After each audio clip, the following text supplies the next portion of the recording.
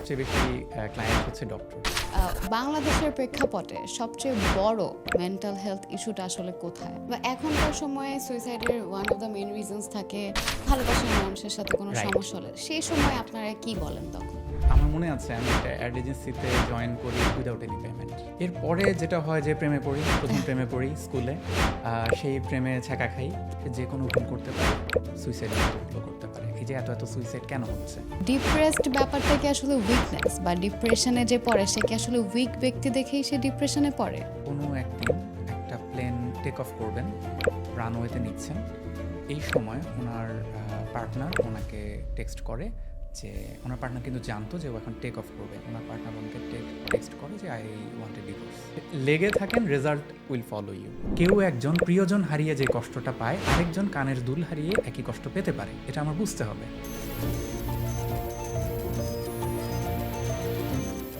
কিছু গল্প থাকে যেগুলো আমরা কাউকে বলি না, কিছু অনুভূতি থাকে যেগুলো নিজের থেকেও লুকিয়ে রাখি, আবার থাকে কিছু প্রশ্ন যেটার উত্তর খুঁজি বটে কিন্তু কাউকে কখনো জিজ্ঞাসা করি না। ওয়েলকাম টু হিডেন স্টোরিজ, যেখানে আমরা শুনবো এমন না বলা কথা, জিজ্ঞাসা করব এমন না বলা প্রশ্ন যা আসলে আমাদের সবারই। আজকের এপিসোডে আমাদের সাথে এমন একজন মানুষ আছেন যিনি অর্ধ শতাধিক মানুষকে আত্মহত্যার পথ থেকে ফিরিয়ে এনেছেন। আমাদের সাথে আছেন Ibnul Karim Rupen, life and mental health coach, founder of let's talk. Hello ভাই, আমাদের পডকাস্টে আপনাকে স্বাগতম। কেমন আছেন? আলহামদুলিল্লাহ, আমি খুব ভালো আছি। আপনি কেমন আছেন? আমি খুবই ভালো আছি এবং আশা করছি খুব ভালো একটা আড্ডা জমবে আজকে। শিওর, ইনশাল্লাহ। আপনার শৈশবটা দিয়ে শুরু করতে চাই, যে একজন মেন্টাল হেলথ কোচের শৈশবটা আসলে কেমন ছিল? আমার শৈশব খুবই কালারফুল ছিল। আমি বড় হয়েছি বাংলাদেশের দক্ষিণে একটা দ্বীপে, হাতিয়া দ্বীপ। হ্যাঁ, আচ্ছা। তো আমি দ্বীপের ছেলে। আমার এসএসসি পর্যন্ত ওখানেই। তো আমার পুরো শেকড়টাই আসলে একদম উপকূলীয় অঞ্চল বলতে যা বোঝায়। তো ছোটবেলা থেকে ঘূর্ণিঝড়, জলোচ্ছ্বাস এগুলো দেখে বড় হয়, এগুলোর সঙ্গে লড়াই করে বড় স্ট্রাগলার। হয়, স্ট্রাগলার। তো খুবই কালারফুল ছিল এই জন্য যে 90s কিডস আমরা। তো 90s-এর যে ব্যাপারগুলো ছিল, পাড়ার মধ্যে লুকোচুরি খেলা, গোল্লাছুট খেলা, একটু বড় হওয়ার পরে বড়দের সঙ্গে ফুটবল খেলা, ক্রিকেট খেলা। তো দেন স্কুল মাঠে স্কুল পালিয়ে খেলা, স্কুল পালিয়ে নদীর পাড়ে চলে যাওয়া। তো ওই ব্যাপারগুলো আমার লাইফে ছিল। এবং মানে যেটা নিয়ে আসলে আমরা এখন জেনজিরা আসলে হিংসা করি মোটামুটি, তারপরে মানে দ্বীপ অঞ্চলে বড় হওয়া পুরোটাই আসলে খুবই কালারফুল। এবং একদম যেহেতু মানে বারবার আপনার মেন্টাল হেলথের পর্যায়ে চলে আসে, আমরা জানি যে আপব্রিঙ্গিংটা কিন্তু খুব ইম্পর্ট্যান্ট মেন্টাল। ইম্পর্টেন্ট, এটা যদি ভেরি একটু ইম্পর্টেন্ট। বলতেন যে ছোটবেলাটা এটা আসলে খুব কতটা ইম্পর্টেন্ট। দেখেন, গুরুত্বপূর্ণ। ছোটবেলা আমাদের ব্রেনটা কি থাকে, একটা কাদামাটি থাকে। সো কাদামাটিটাকে আপনি যেভাবে বানাবেন, বড় হয়ে কংক্রিটটা তো অমনই হবে। ওভাবেই হ্যাঁ, হবে, যখন ইটটা পুড়ে যায় তখন তো এটাকে এটার শেপ আর চেঞ্জ চেঞ্জ করা করা যায় যাবে না। না। সো আমাদের চাইল্ডহুডটা যদি কালারফুল হয়, আমি যদি দেখি আমার ফ্যামিলিতে হেলদি এনভায়রনমেন্ট, একটা কালচারাল এনভায়রনমেন্ট অথবা রিলিজিয়াস প্র্যাকটিস আছে, আমি কিন্তু থ্রু আউট দ্য লাইফ সেটাই ক্যারি করব। হ্যাঁ, এক্সটার্নাল অনেক কিছু আমার উপর প্রভাব পড়বে, বাট শেকড়টা কিন্তু তৈরি হয় চাইল্ডহুডেই। সো এটা একদম। এটা খুবই ইম্পর্টেন্ট। তো এই জন্য আমরা বিভিন্ন সময় প্যারেন্টসদেরকেও বলি যে বাচ্চাদের সামনে এটা করবেন না, সেটা করবেন না, বা এইভাবে বাচ্চাদের ট্রিট করবেন। হ্যাঁ, শাসনের মাত্রাটা এমন হওয়া উচিত, ছাড়ের মাত্রাটা এতখানি থাকা উচিত। কেন বলি? কারণ বড় হতে হতে বাচ্চাটার মেন্টাল হেলথ যেন অনেক হেলদি হয়, সে যেন নিজে একজন কমপ্লিট মানুষ হিসেবে গড়ে উঠতে পারে। সেই জায়গাগুলো এই ছোটোবেলার আপব্রিঙ্গিংয়ের সঙ্গে অনেক বেশি ইনভলভড।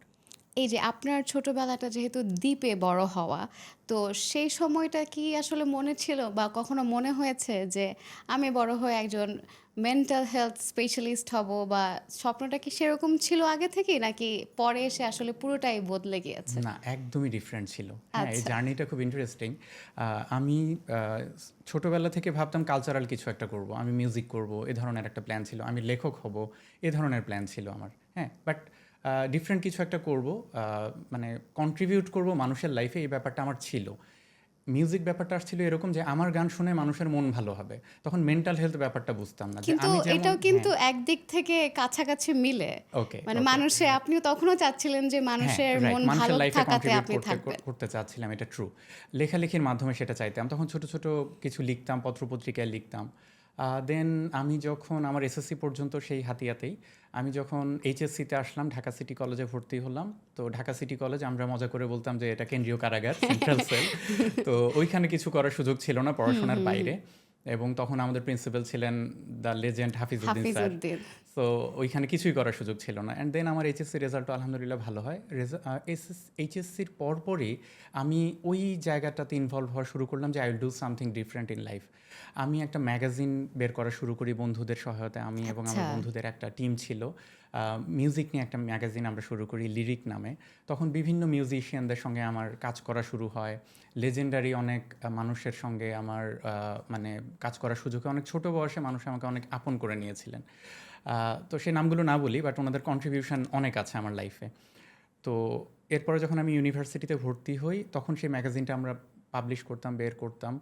তো এরপরে লেখালেখিও করতাম। ওই সময় বিভিন্ন পত্রিকায় কন্ট্রিবিউটর হিসেবে কাজ করেছি। অনেক সিনিয়র জার্নালিস্টদের সঙ্গে কাজ করার সুযোগ হয়েছে। ওই সময়টায় আমাকে মার্কেটিং জিনিসটা অনেক বেশি আমাকে টানে। বিজ্ঞাপন, কপি, তারপর হচ্ছে টিভিসি, হ্যাঁ, পত্রিকার বিজ্ঞাপনের লেআউট, এই ব্যাপারগুলো আমাকে খুব টানা শুরু করে। আমি বিবিএতে মার্কেটিং মেজর নিই। মার্কেটিং মেজর নেওয়ার সময় বিভিন্ন অ্যাড এজেন্সির সঙ্গে কাজ করি। অ্যাড এজেন্সির অনেক সিনিয়র মানুষদের সঙ্গে ক্লোজলি কাজ করার সুযোগ হয়েছে। ছোটবেলা থেকে কি কমার্স ব্যাকগ্রাউন্ডে ছিলেন? হ্যাঁ, আমি স্কুল থেকে কমার্স ব্যাকগ্রাউন্ডে ছিলাম।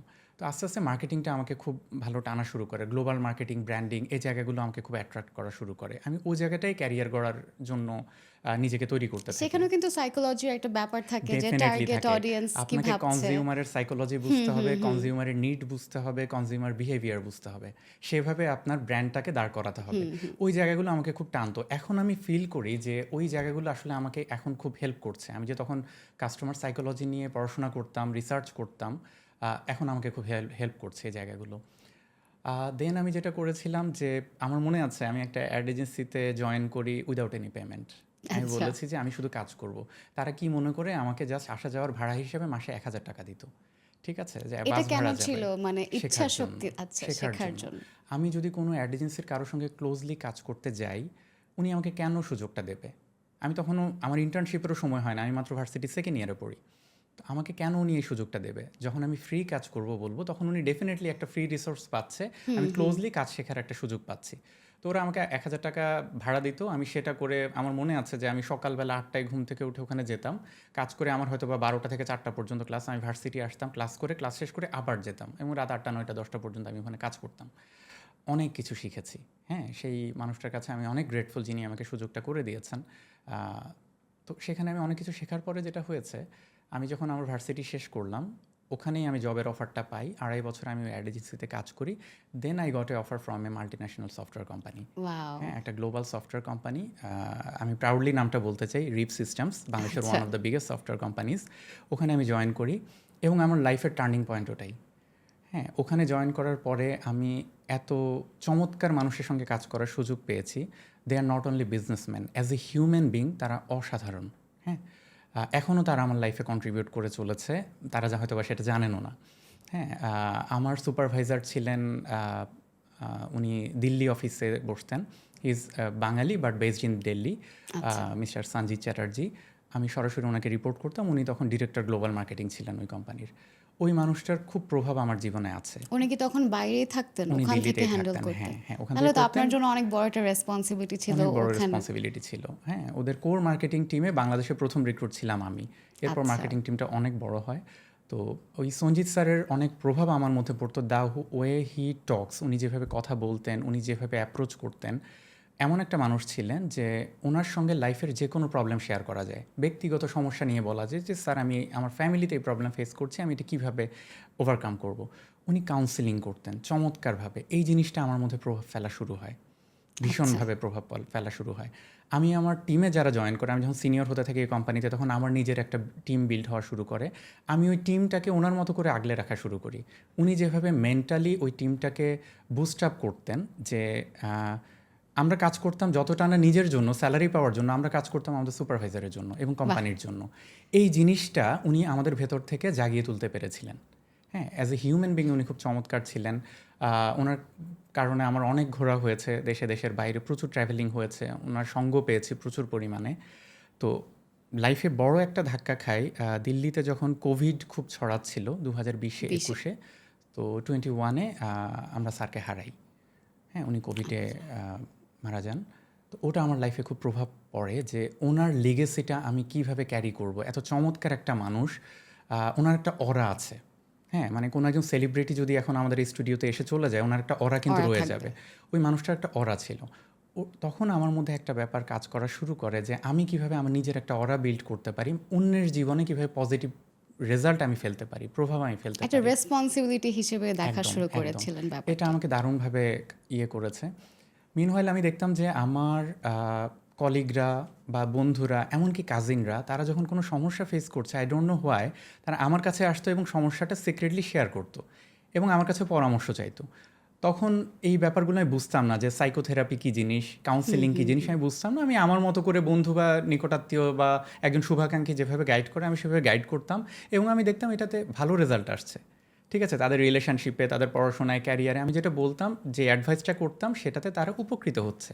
তবে এই ব্যাপারটাও কিন্তু ভালো, আমরা কিন্তু সবার সাথে সবকিছু শেয়ার করতে পারি না। এক্স্যাক্টলি। কিন্তু আপনি মানে বলতে পারেন যে গড চুজেন বা সেরকম একটা ভালো মানুষ দেখে কিন্তু আপনি সেই কমফোর্ট জোনটা ক্রিয়েট মেবি করতে এই পেরেছেন। কমফোর্ট জোনটা আমি দিতে পেরেছি আমার চারপাশের মানুষকে, যে আমার সঙ্গে সব কিছু শেয়ার করা যায়। এই জায়গাটা হয়তো আমি দিতে পেরেছি। এখানে আরেকটা জিনিস বলে রাখি, আমি যে কোম্পানিতে ছিলাম রিভ সিস্টেমস, ওই কোম্পানির একটা প্র্যাকটিস ছিল চমৎকার। সকালবেলা দিন শুরু হতো মেডিটেশন দিয়ে। আচ্ছা। সো কাজের আগে আমরা শুরুতে মেডিটেশন করতাম। এই জিনিসটা খুব প্রভাব ফেলা শুরু করে। আজ থেকে 13-14 বছর আগের কথা বলছি। 2012-তে তখন আমি যখন এই মেডিটেশনের সঙ্গে পরিচিত হওয়া শুরু করি, আমি দেখলাম এটা আমাদের মাইন্ডে চমৎকারভাবে প্রভাব ফেলা শুরু করে। চরম অস্থিরতা, কাজের টেনশন, ডেডলাইন, যে কোনো কিছু খুব ইজিলি রিচ করে ফেলা যাচ্ছে বিকজ অফ মেডিটেশন।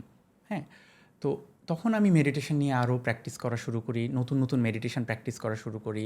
ওয়ার্ল্ডের বিভিন্ন ল্যাঙ্গুয়েজ, বিভিন্ন গুরুজির, বিভিন্ন যে সাইকোলজিস্ট আছেন বা মোটিভেশনাল স্পিকার আছেন, তারা কীভাবে ব্যাপারগুলো নিয়ে কাজ করছে, এগুলো নিয়ে আমি একটু পড়াশোনা শুরু করি। আপনি আসলে যে সময়ের কথা বলছেন, এই সময় কতজন মানুষ আসলে মেডিটেশন ওয়ার্ডটার সাথে পরিচিত খুব ছিল, একটা ছিল না। এটাও কিন্তু একটা খুব প্রশ্নের সিলেক্টেড বিষয়। মানুষ ছিলেন। হ্যাঁ, খুব একটা ছিল না খুব তখন। ভালো একটা ওয়ার্ক এনভায়রনমেন্ট পেয়েছেন। আমার এখন আলহামদুলিল্লাহ। মানে হিংসা হচ্ছে লিটারেলি। এখন কিন্তু ওকে, এরকম পাওয়া খুব কষ্টকর। এটা ট্রু, এটা ট্রু। আচ্ছা, তো এটা আসলে ওই ম্যানেজমেন্টের ক্রেডিট। কারণ কি, একটা প্রতিষ্ঠান দাঁড়ায় আসলে ম্যানেজমেন্ট যেভাবে তার ব্যক্তিত্ব, তার রুচিবোধ উনি কলিগদের মধ্যে ছড়িয়ে দিতে পারছেন কি না, এই ব্যাপারটা। তো রিভের ম্যানেজমেন্ট অলওয়েজ ভালো ছিল। ওটার প্রভাব আমি আসলে মানে টিল ডেথ আমি এটার প্রতি গ্রেটফুল থাকবো। হ্যাঁ, কোম্পানি ছেড়ে এসেছি, বাট আমি ওই লেগেসিটা এখনও ক্যারি করার চেষ্টা করছি আর কি। কোম্পানির founder M Rezaul Hasan sir, ওনার কথা না বললেই না, মেডিটেশন প্র্যাকটিসটা আসলে ওনার কাছ থেকেই আসা। হ্যাঁ, আচ্ছা। এবং অ্যাজ এ পার্সন উনি অসাধারণ একজন মানুষ। মানে ওনার কথা যদি বলতে যাই, কয়েকটা পডকাস্ট এপিসোড ওখানে শেষ হয়ে যাবে। সো ওর গভীরে না ঢুকি। তো এভাবে আমি কোভিড টাইমে রিয়েলাইজ করতে শুরু করি যে আমাদের মেন্টাল হেলথের জন্য প্রপার সার্ভিস আসলে নেই। শুধু বাংলাদেশ না, গ্লোবালি এটা নেই। আমি একটা ডেটা বলি আপনাকে। বাংলাদেশে কোভিড আসে 2020-এর মার্চে, প্রথম ধরা পড়ে। 8ই মার্চ খুব সম্ভবত ধরা পড়ে। 2020-এর 8 মার্চ থেকে 2021-এর ফেব্রুয়ারি, এই এক বছরে সারা বাংলাদেশে কোভিডে মারা যান 8,465 জন বা এরকম, 8,500 কম মানুষ। ঠিক একই ডিউরেশনে সুইসাইড করে প্রায় 14,000 মানুষ। আচ্ছা, এটা কিন্তু আমার মনে হয় খুব বেশি মানুষ জানে না। চিন্তা করে দেখেন, আমরা কোভিড নিয়ে কত কভারেজ হয়েছে, কত সতর্কতা হয়েছে, কত ধরনের সাবধানতা আমরা অবলম্বন করেছি, কিন্তু সারাক্ষণ আমরা টিভি সুইসাইড খুললে, নিয়ে কিন্তু ওটা ফেসবুক বলি নাই। খুললে সবসময় কোভিড ছিল। কোভিড ছিল, এদিকটা আমার মনে হয় না কেউ আসলে নোটিস কেউ করেছে নোটিস ওভাবে। করেছে। ওই Irony। ডেটাটা, এটা বিশ্ব স্বাস্থ্য সংস্থার একটা রিসার্চ ছিল, ওই ডেটাটা আমার উপর প্রভাব ফেলেছে যে এত বড় একটা ফিল্ড, মানুষ এটা নিয়ে কাজ করছে না, মানুষ সুইসাইড করছে, কেন করছে, কি করলে সুইসাইডের আগ মুহূর্ত থেকে আমরা তাকে ফিরিয়ে আনতে পারি, অথবা তার গ্রাউন্ডটা কীভাবে এমন হতে পারে যে সে সুইসাইডের দিকে যাবেই না। এই জায়গাগুলো আমার উপর প্রভাব ফেলা শুরু করে। তখন একটু একটু করে আমার মূল পড়াশোনাটা শুরু হয়। যেহেতু আমি সাইকোলজিস্ট হতে পারবো না, যেহেতু একজন সাইকোলজিস্ট হতে হলে আপনার 4 বছরের গ্র্যাজুয়েশন ডিগ্রি লাগবে অথবা মাস্টার্স লাগবে, আমার যেহেতু ব্যাকগ্রাউন্ড ডিফারেন্ট, সো আমি কি হতে পারবো, আমি সেটা নিয়ে রিসার্চ করা শুরু করলাম যে ইয়েস, সাইকোলজি নিয়ে আমি পড়াশোনা করতে পারবো, এটা নিয়ে কোনো বাধা নেই। আমি সাইকোলজিস্ট হতে পারবো না, কিন্তু আমি মেন্টাল হেলথ কোচ হতে পারবো। এই জায়গাটা নিয়ে আমার মেইন ইয়েটা শুরু হয়। তখন আমি একটা টার্মের সঙ্গে পরিচিত হই যে লাইফ কোচ।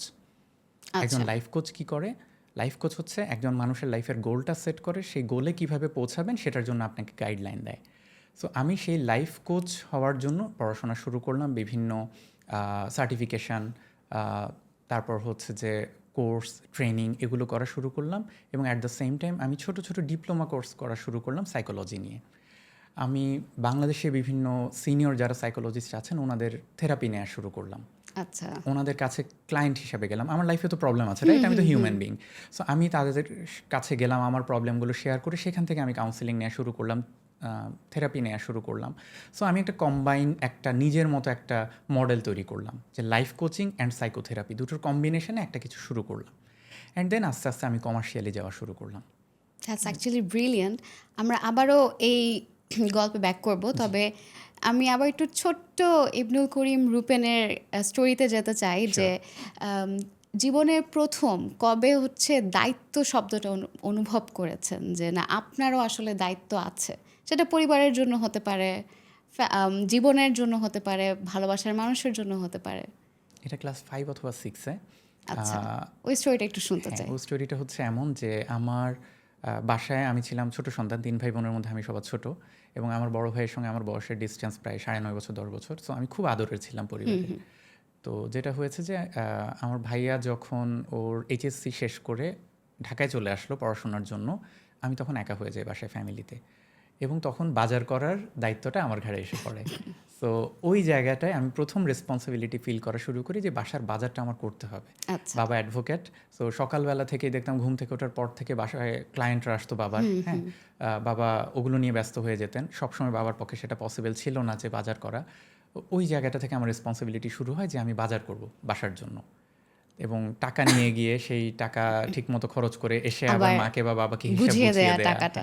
ওই তখন আমার মনে হয় যে আমার রেসপন্সিবিলিটি নিতে হবে কিছু একটা। এটাই প্রথম আসলে। আচ্ছা, এই যে পরিবারের প্রথম থেকে এই যে অনেস্টি মেনটেন করা, তার তখন কিন্তু পরিবারও একটা আশার জায়গা বা প্রত্যাশা থাকে যে আচ্ছা আমার ছেলে তাহলে অনেস্ট, বা এই যে অনেস্টি বলেন বা এই যে দায়িত্ব, ছোটবেলা থেকে দায়িত্ব মেনটেন করছেন, এই যে পড়াশোনার চাপ, আবার এত ছোট বয়স থেকে বন্ধুদের সাথে খেলতে যেতে হবে, এই সব কিছু আসলে ব্যালেন্স করতেন কিভাবে? এটা ক্রেডিট পুরোপুরি আমার বাবা মার। ঠিক আছে, আমি খুব হেলদি এনভায়রনমেন্টে বড় হয়েছি, আমি এটা বলবো। আমার বাবা প্রচণ্ড পাংচুয়াল। হ্যাঁ, উনি কোথাও হচ্ছে যে সন্ধ্যা 7টায় যেতে হবে, উনি 6:50-55 গিয়ে ওখানে হাজির। দেখা যাচ্ছে ওই প্রোগ্রামটা 8টা 8:30টায় শুরু হচ্ছে। ওইটা আমার মধ্যে এখনও আছে। যেমন আজকে আমার 3টায় টাইম ছিল, আমি 2:50 এসে এখানে বসে আছি। ঠিক আছে, এই প্রভাবটা মানে লাইফ টাইম আমার মধ্যে থেকে যাচ্ছে। আমার মনে আছে যে আমি যেহেতু 90s কিডস, ওই সময় আসলে মানে ঘড়ি, হাত ঘড়ি ব্যাপারটা খুব একটা বড়রা ছাড়া কেউ পড়তো না। মফস্বল এলাকায় ছিলাম, ঠিক মফস্বলের চারপাশে গ্রাম। তো আমার মনে আছে যে আমি ক্লাস 4-এ থাকতে আমার বাবা আমাকে ঘড়ি কিনে দিয়েছে। ওয়াও। সো আমার কোনো বন্ধুদের তখন আসলে হাত ঘড়ি নাই। হ্যাঁ, হয়তো বা সিলেক্টেড 2-1 পরবর্তীতে হয়েছে শখ করে, কিন্তু আমার বাবা আমাকে ঘড়ি কিনে দিয়ে আমাকে শিখিয়েছে যে তুমি এটা পড়বা, সকাল থেকে টাইম দেখবা যে তোমার ক্লাস কখন, তোমার বেরোতে হবে কখন, তুমি পৌঁছাবা কখন। একটা উদ্দেশ্য ছিল, একটা উদ্দেশ্য ছিল, শৌখিনতা না, একদমই। তো তখন থেকে আসলে এই ব্যাপারটা চলে আসছে। হ্যাঁ, আর এই যে বাজার করতে আপনি অনেস্টির যে ব্যাপারটা বললেন, এটাও আমি বলবো যে বাবার কাছ থেকে এসছে। হ্যাঁ, কারণ ওই ছোটোবেলা থেকে যখন কাদামাটি ছিলাম, আমি দেখতাম আসলে ডিসঅনেস্টের কিছু আমার মধ্যে পড়েই নাই। আমি দেখতামই না যে মানে মানুষ খারাপ হতে পারে, মানুষ খারাপ করতে পারে, এটা আমি দেখি নাই আসলে ছোটোবেলা থেকে। তো আমি কীভাবে বুঝবো যে টাকা চুরি করতে হয় বা এভাবে ম্যানিপুলেট করা যায়, এটা আমি শিখবো কোথা থেকে? তাহলে তো মনে হয় ভালো বন্ধুদেরও একটা প্রভাব কিন্তু ছিল, কারণ খারাপ কিন্তু আসলে বন্ধুরাই আমার বন্ধু ভাগ্য অসাধারণ। আমি জানি না, ইটস এ ব্লেসিং আল্লাহর কাছ থেকে। আমি সারা জীবন ভালো বন্ধু পেয়েছি। আমার কাছে সবসময় মনে হয়েছে আমার বন্ধুদের মধ্যে আমি সবচেয়ে খারাপ। ঠিক আছে, সো আমার বন্ধু ভাগ্য একদম প্রাইমারি স্কুল থেকে হাই স্কুল টিল নাও আমার বন্ধু ভাগ্য খুবই ভালো। তো এটারও একটা প্রভাব অবশ্যই আছে। হ্যাঁ, অবশ্যই। আমরা ইতিমধ্যে জেনে ফেলেছি যে ছোটবেলা থেকেই Ibnul Karim Rupen is a good boy, but তারপরও মানে একদম স্কুল লাইফ থেকে ভার্সিটি পর্যন্ত কখনো কি কোনো খারাপ এক্সপিরিয়েন্স হয়েছে কি না, যেটা খুব কষ্ট হয়েছে সেটা থেকে পরিত্রাণ পেতে, বাট অফকোর্স আপনি জয়ী হয়েছেন ফাইনালি? হ্যাঁ, মানে আসলে অনেক কিছুই থাকে। হ্যাঁ, মানে অনেক গল্প থাকে এই ধরনের ছোট ছোট। যেমন ধরেন প্রথম একটা বড় ধাক্কা ছিল যে ওই যে 5-6-এ থাকতে যখন বলেছিলাম যে আমার ভাইয়া ঢাকায় চলে আসে, তো আমি খুব অ্যাটাচড ছিলাম আমার ভাইয়ার সঙ্গে ওই সময়টায়। তো যেটা হচ্ছে আমি খুব একা হয়ে যাই। ওই লোনলিনেসটা আমার উপর খুব প্রভাব ফেলে। আমি ক্লাস 6, 7, 8 ওই টিনেজ বয়সে যে সঙ্গটা দরকার ছিল ওইটা আমি পাইনি। তখন যেটা হয়েছে যে বাবা মা খুব চমৎকার ছিল, ভালো ছিল, সেটা ঠিক আছে। বাট ওই সময়টা যে একদম একজন বন্ধু ঘনিষ্ঠ হয়ে যে বন্ধুত্বটা প্রয়োজন ছিল, ওই সময়টা একটা গ্যাপ পড়ে যায়। হ্যাঁ, স্কুলের বন্ধুরা ছিল, পড়াশোনার চাপ ছিল, কিন্তু আমি বাসায় খুব একা ফিল করতাম। আহ, মানে যেটা হয়েছে যে আমার এখনও মনে আছে যে আমি পড়ার মাঝখানে আমি লস্ট হয়ে যেতাম। আমার মনে হতো যে I need someone to talk. হ্যাঁ, তো বাবা মার সঙ্গে সব কিছু বলা যায় না, টিনেজ বয়সের অনেক কিছু জমে। হ্যাঁ, তো ওই জায়গাগুলো মনে হয় যে বাবা মার সঙ্গে টিনেজে আবার কি হয় যে এক ধরনের আহ, অভিমান অভিমান থাকে। জমা হয়, আবার এক ধরনের একটা ব্যক্তিত্ব তৈরি হওয়ার শুরু হয় ওই সময়টা থেকে। তো মনে হতো বাবা মা অনেক কিছু জানে না, বাবা মা অনেক কিছু বোঝে না, আমাকেও বুঝতে পারছে আমাকেও না। বুঝতে পারছে না, ওই জায়গাটা আমার হতো। তো ওই স্ট্রাগলটা আসলে আমি পার হয়েছি। ওই সময় আমি সাডেনলি হঠাৎ করে আমার কাজিনের মাধ্যমে আমার বই পড়ার অভ্যাসটা শুরু হয়। তখন ৩ গোয়েন্দার সাথে পরিচয় হয়, মাসুদ রানার সঙ্গে পরিচয় হয়, এবং আমি ডুবে যাই ওর মধ্যে। পড়াশোনা ছাড়া বাকি সময়টা আমি ৩ গোয়েন্দা এবং ওগুলো নিয়েই মেতে থাকতাম, খেলার সময় খেলতাম। ওই জায়গাটা আমাকে বই খুব হেল্প করেছিল। ৩ গোয়েন্দার সেই কিশোর মুসা রবিন আমাকে খুব হেল্প করেছিল ওই সময়টায়। এরপরে যেটা হয় যে প্রেমে পড়ি, প্রথম প্রেমে পড়ি স্কুলে। সেই প্রেমে ছ্যাঁকা খাই। কোন ক্লাসে থাকতে? প্রেমে পড়ি 8-9-এর দিকে, 10 থেকে প্রেম শুরু করি। আচ্ছা, কলেজ লাইফটা সেম মানুষটার সেম সাথে। মানুষটার সঙ্গে প্রেমে পড়ি, এবং যখন ভার্সিটিতে ভর্তি হই ভাব তখন ব্রেকআপ হয়। ওই সময়টা খুব বাজে কেটেছিল, কারণ তখন আমি তরুণ বয়সে চলে এসেছি। কৈশোর পার হয়ে তারুণ্যতে আমি তখন প্রচণ্ড কষ্ট পেয়েছিলাম ওই সময়টায়। সো ওই জায়গাটাও আমার রিকভার করতে হয়েছে। হ্যাঁ, বাট তখন তো মেন্টাল হেলথ, সাইকোলজি, কারোর সঙ্গে কথা বলবো এই ব্যাপারটা ছিল না। ছিল না। সো নিজে নিজে স্ট্রাগল করে ওই সময়টা পার হয়েছি। তো এই জায়গাগুলো এখনও মনে পড়ে যে পার তো হয়েছি, ঠিক আছে। তো মনে হচ্ছে যে ওই সময়টা যদি কোনো হেল্প পেতাম, কারো পরামর্শ পেতাম, কাউন্সিলিং পেতাম, হয়তো বা আরও ইজিয়ার হতো, পথটা আরো পথটা সহজ আরও হতো। সহজ হতো। আরেকটা প্রশ্ন করতে চাই ছোটবেলার রিলেটেড, সেটা হচ্ছে যে এই যে এত পথ পাড়ি দিয়ে আসলেন, যদি আবার একদম ছোটবেলায় ফিরে যেতে পারতেন বা এমন একটা জায়গায় ফিরে যেতে পারতেন যে এখন মনে হচ্ছে যে ইস, এই কাজটা না করে যদি তখন এইভাবে কাজটা করতাম তাহলে হয়তো আরো বেটার আউটকাম আসতো, এরকম কোনো ঘটনা কি আছে যে এই সময়ে এই কাজটা আমি আসলে বদলাতে চাই? একদমই না। আমি ওয়াও। আমার লাইফ নিয়ে খুবই হ্যাপি, আলহামদুলিল্লাহ। আমি কমপ্লিট। মানে আমার লাইফে যতগুলো না পাওয়া আছে, সবগুলোর পেছনে আমি দেখেছি একটা ভালো উদ্দেশ্য আছে। আচ্ছা। আমি যেটা পাইনি ওই সময়টা ভেঙে পড়েছিলাম, পরে আমি দেখলাম যে ওই ঘটনাটা ঘটেছে বলেই আমার লাইফে খুব ভালো কিছু ঘটেছে। হ্যাঁ, স্টিভ জবসের একটা স্পিচ আছে, এরকম কোনো একটা সমাবর্তন অনুষ্ঠানে উনি এরকমটা বলেছিলেন স্টুডেন্টদের উদ্দেশ্যে, যে ওনাকে যখন স্কুল থেকে বের করে দেওয়া হয়, উনি একটা ড্রয়িং স্কুলে ভর্তি হয়, এবং এটার কারণে উনি পরবর্তীতে অ্যানিমেশন স্টুডিও দেন, পিকজার। হ্যাঁ। হ্যাঁ, ওনাকে অ্যাপেল থেকে বের করে দেওয়ার কারণেই উনি হচ্ছে সেই পিকজারের মানে উনি ওটা প্রতিষ্ঠা করতে পারেন। তারপরে এমন হয় যে অ্যাপেল হচ্ছে যে পিকজারকে কিনে নেয়, উনি আবার বোর্ড অফ ডিরেক্টর হয়ে উনি অ্যাপেলে তো মনে হয় ওই ঢোকেন। সময় ক্যালিগ্রাফি শিখেন, এর জন্যই রাইট, তো রাইট। আইফোন ওপেন করলে ফার্স্টে এতগুলো হ্যালো আসে। এক্স্যাক্টলি, হ্যাঁ। এক্স্যাক্টলি। সো এটার পেছনে উনি যে ছোটবেলা সে ড্রয়িং ক্লাস, ওটার একটা প্রভাব আছে। তো ওই স্পিচটা শোনার পরে আমি দেখলাম আসলে আমাদের লাইফটা এমন, আপনার লাইফে যেটা নেগেটিভ ঘটবে ওটার ইম্প্যাক্টে খুব ভালো কিছু হবে। যেমন আমি এক্সাম্পল দিই, আমি আপনাকে দুটো ঘটনা বলেছি। একটা হচ্ছে যে আমি খুব একা হয়ে গিয়েছিলাম আমার ভাই যখন ঢাকায় চলে আসে।